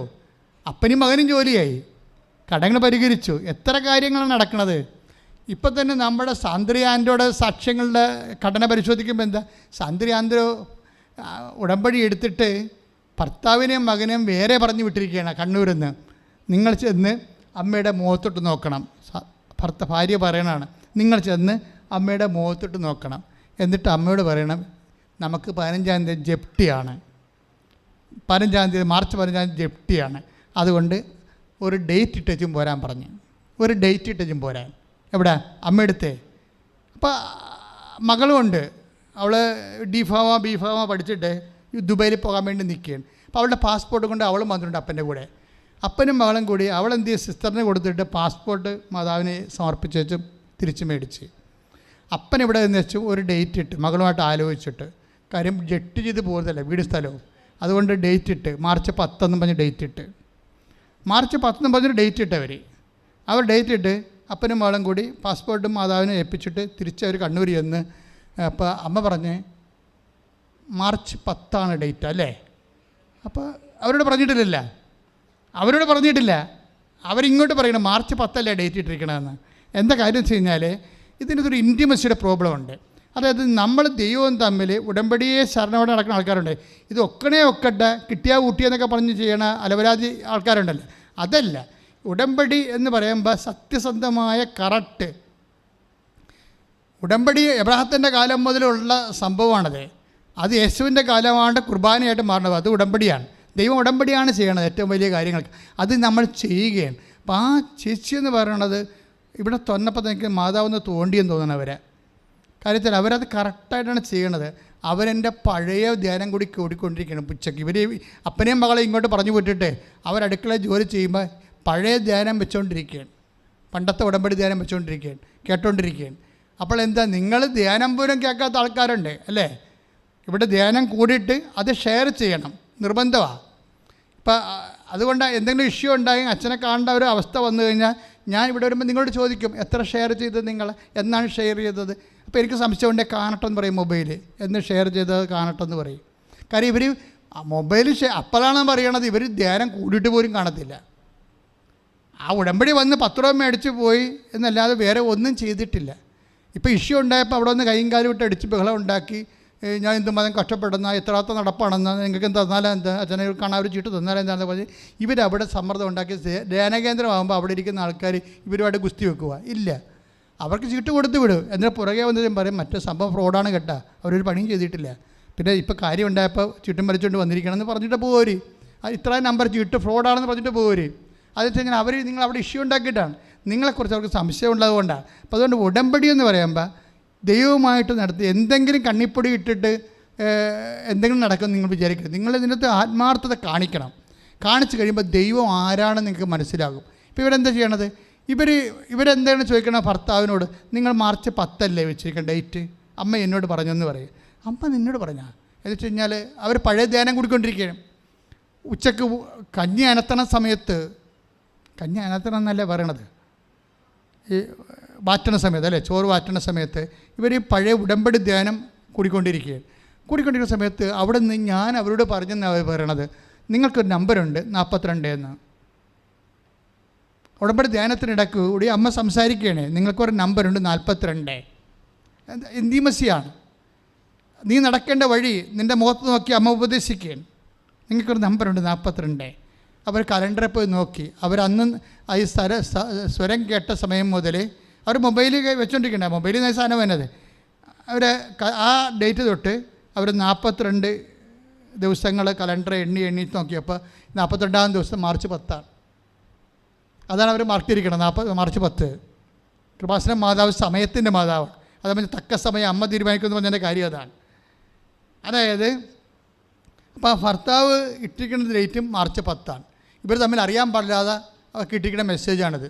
പക്ഷേ എന്താ സംഭവിച്ചിരിക്കുന്നത്, പിറ്റേ ദിവസം ഇവർ നടക്കേണ്ട വഴി കാണിച്ചു കൊടുത്തവർക്ക്. കാര്യം അവർക്ക് ജപ്തി നടപടിയല്ലേ. അപ്പോൾ മാർച്ച് 15-ാം തീയതിയാണ് ജപ്തി നടപടി.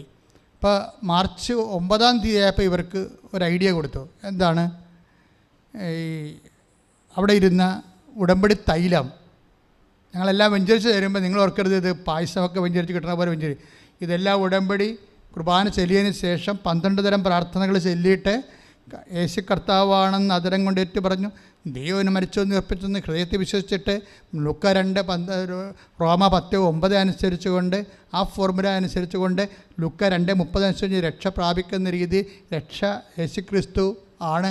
എല്ലാ ക്രിസ്തുവിനെ അതിൻ്റെ അകത്ത് പല രീതിയിൽ പല ശക്തിയിൽ പല രൂപത്തിൽ ഇൻകൾക്കേറ്റ് ചെയ്തിരിക്കുന്നതാണ്. ഇത് നിങ്ങൾ അതേ പവറിലാണ് വിശ്വാസ പ്രമാണം ചൊല്ലിയാണ് ഈ സംഭവം തിരിച്ചെടുക്കുന്നത്. അപ്പോൾ ഇവരങ്ങനെ എടുക്കാൻ കഴിവുള്ളവരാണ്.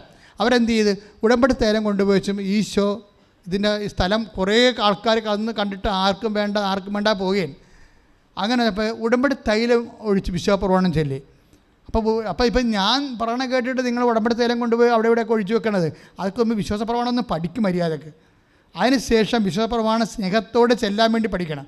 ചുമ്മാ ചെല്ലാൻ വിശ്വാസപ്രമാണം ആർക്കും പറ്റും, പക്ഷേ ഇത് വിശ്വസിക്കണം. യേശുക്രിസ്തു ഏകരക്ഷകനാണെന്ന് ഹൃദയത്തിൽ വിശ്വസിക്കണം. എന്നിട്ട് അധരം കൊണ്ട് ഏറ്റു പറയണം. ദൈവം അവനെ മരിച്ചോന്ന്, അവൻ കർത്താവാണെന്ന് അധരം കൊണ്ട് ഏറ്റു പറയണം. അവൻ മരിച്ചവൻ ഉയർപ്പിച്ചെന്ന് ഹൃദയത്തിൽ വിശ്വസിക്കുമ്പോഴാണ് ക്രിസ്തുവാകുന്ന രക്ഷയെ നമ്മൾ പ്രാപിക്കുന്നത്.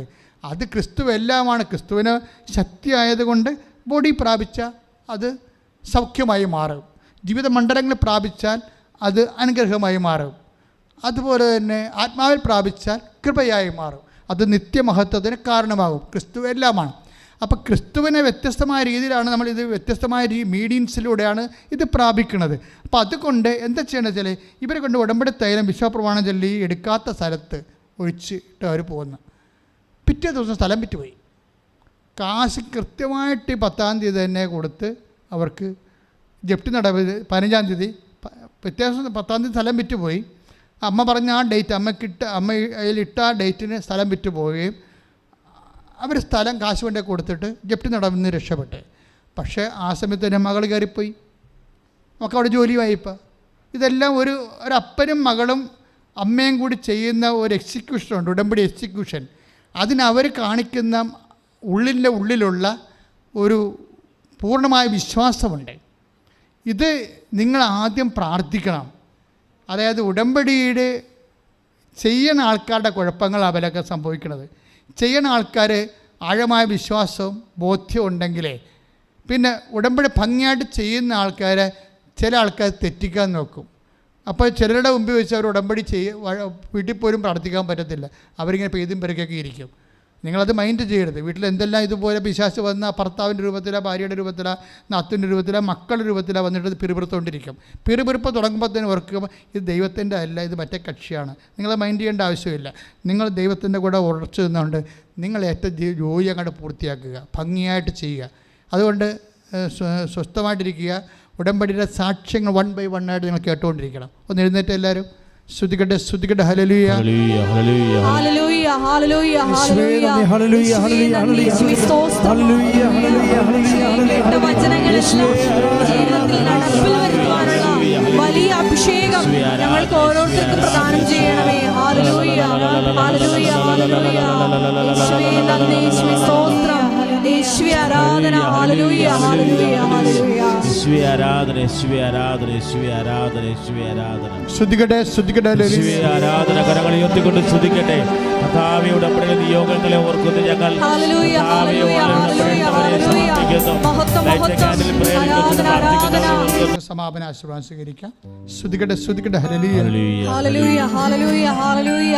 യേശുവേ ആരാധന. കരങ്ങൾ ഉയർത്തിക്കൊണ്ട് സ്തുതിക്കട്ടെ, അതിശക്തമായിട്ട് സ്തുതിക്കട്ടെ. ആരാധന, ആരാധന. കർത്താവായ ഈശോ നിങ്ങളെ ആശീർവദിക്കാൻ പോകുന്നു. കർത്താവായ ഈശോ നിങ്ങളെ ആശീർവദിക്കാൻ പോകുന്നു. കരങ്ങൾ ഉയർത്തി ഉടമ്പടിയിൽ സമർപ്പിച്ചുള്ള നിയോഗങ്ങൾ ഉടമ്പടി തവണകളായി പുതുക്കി നിങ്ങൾ സമർപ്പിച്ച നിയോഗങ്ങൾ, light and candle prayer request പ്രാർത്ഥിച്ച നിയോഗങ്ങൾ എല്ലാ ഈശോയ്ക്ക് സമർപ്പിക്കട്ടെ. ഇപ്പോൾ കർത്താവ് നിങ്ങളെ തൊടുന്ന നിമിഷങ്ങളാണ്.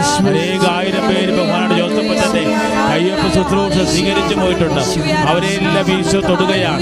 തീരാവ്യാധിയിൽ കഴിയുന്ന രോഗദുരിതങ്ങളിൽ കഴിയുന്നവരെ, ആശുപത്രിയിൽ കഴിയുന്നവരെ, കർത്താവേ വിവാഹപ്രായമായ മക്കളെ എല്ലാം ഈശോ തൊടുന്ന വലിയ നിമിഷമാണ്. ജീവിത പ്രതിസന്ധികളിലും തെറ്റായ കൂട്ടുകെട്ടുകളിലും പ്രബന്ധങ്ങളിലും കഴിയുന്നവരെ ഈശോ തൊടുകയാണ്. നൈപുണ്യം പരീക്ഷകളിൽ ഈശോ തൊടുകയാണ്. മാത്രം പ്രത്യക്ഷയായ പരിശുദ്ധ അമ്മയുടെ പ്രത്യക്ഷീകരണം തിരുസഭ ഏറ്റെടുക്കുന്നതിന്റെ മേൽ, തിരുസഭയുടെ മേൽ ദിവികാരുണ്യത്തിന്റെ അഭിഷേകം ചൊരിയപ്പെടുന്നു. Hallelujah, hallelujah. കരങ്ങൾ ഉയർത്തിക്കൊണ്ട് സ്തുതിക്കട്ടെ. Hallelujah, hallelujah, hallelujah.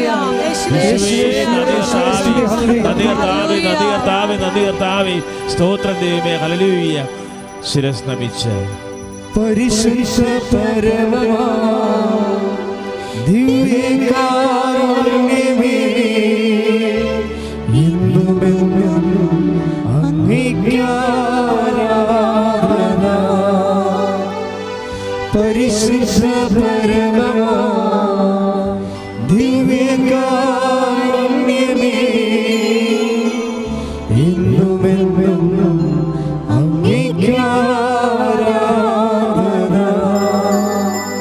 പരിശുദ്ധ പരമമാ ദിവ്യകാരുണ്യമേ, എന്നുമെന്നും അങ്ങേക്കാരാധന. ആമേൻ.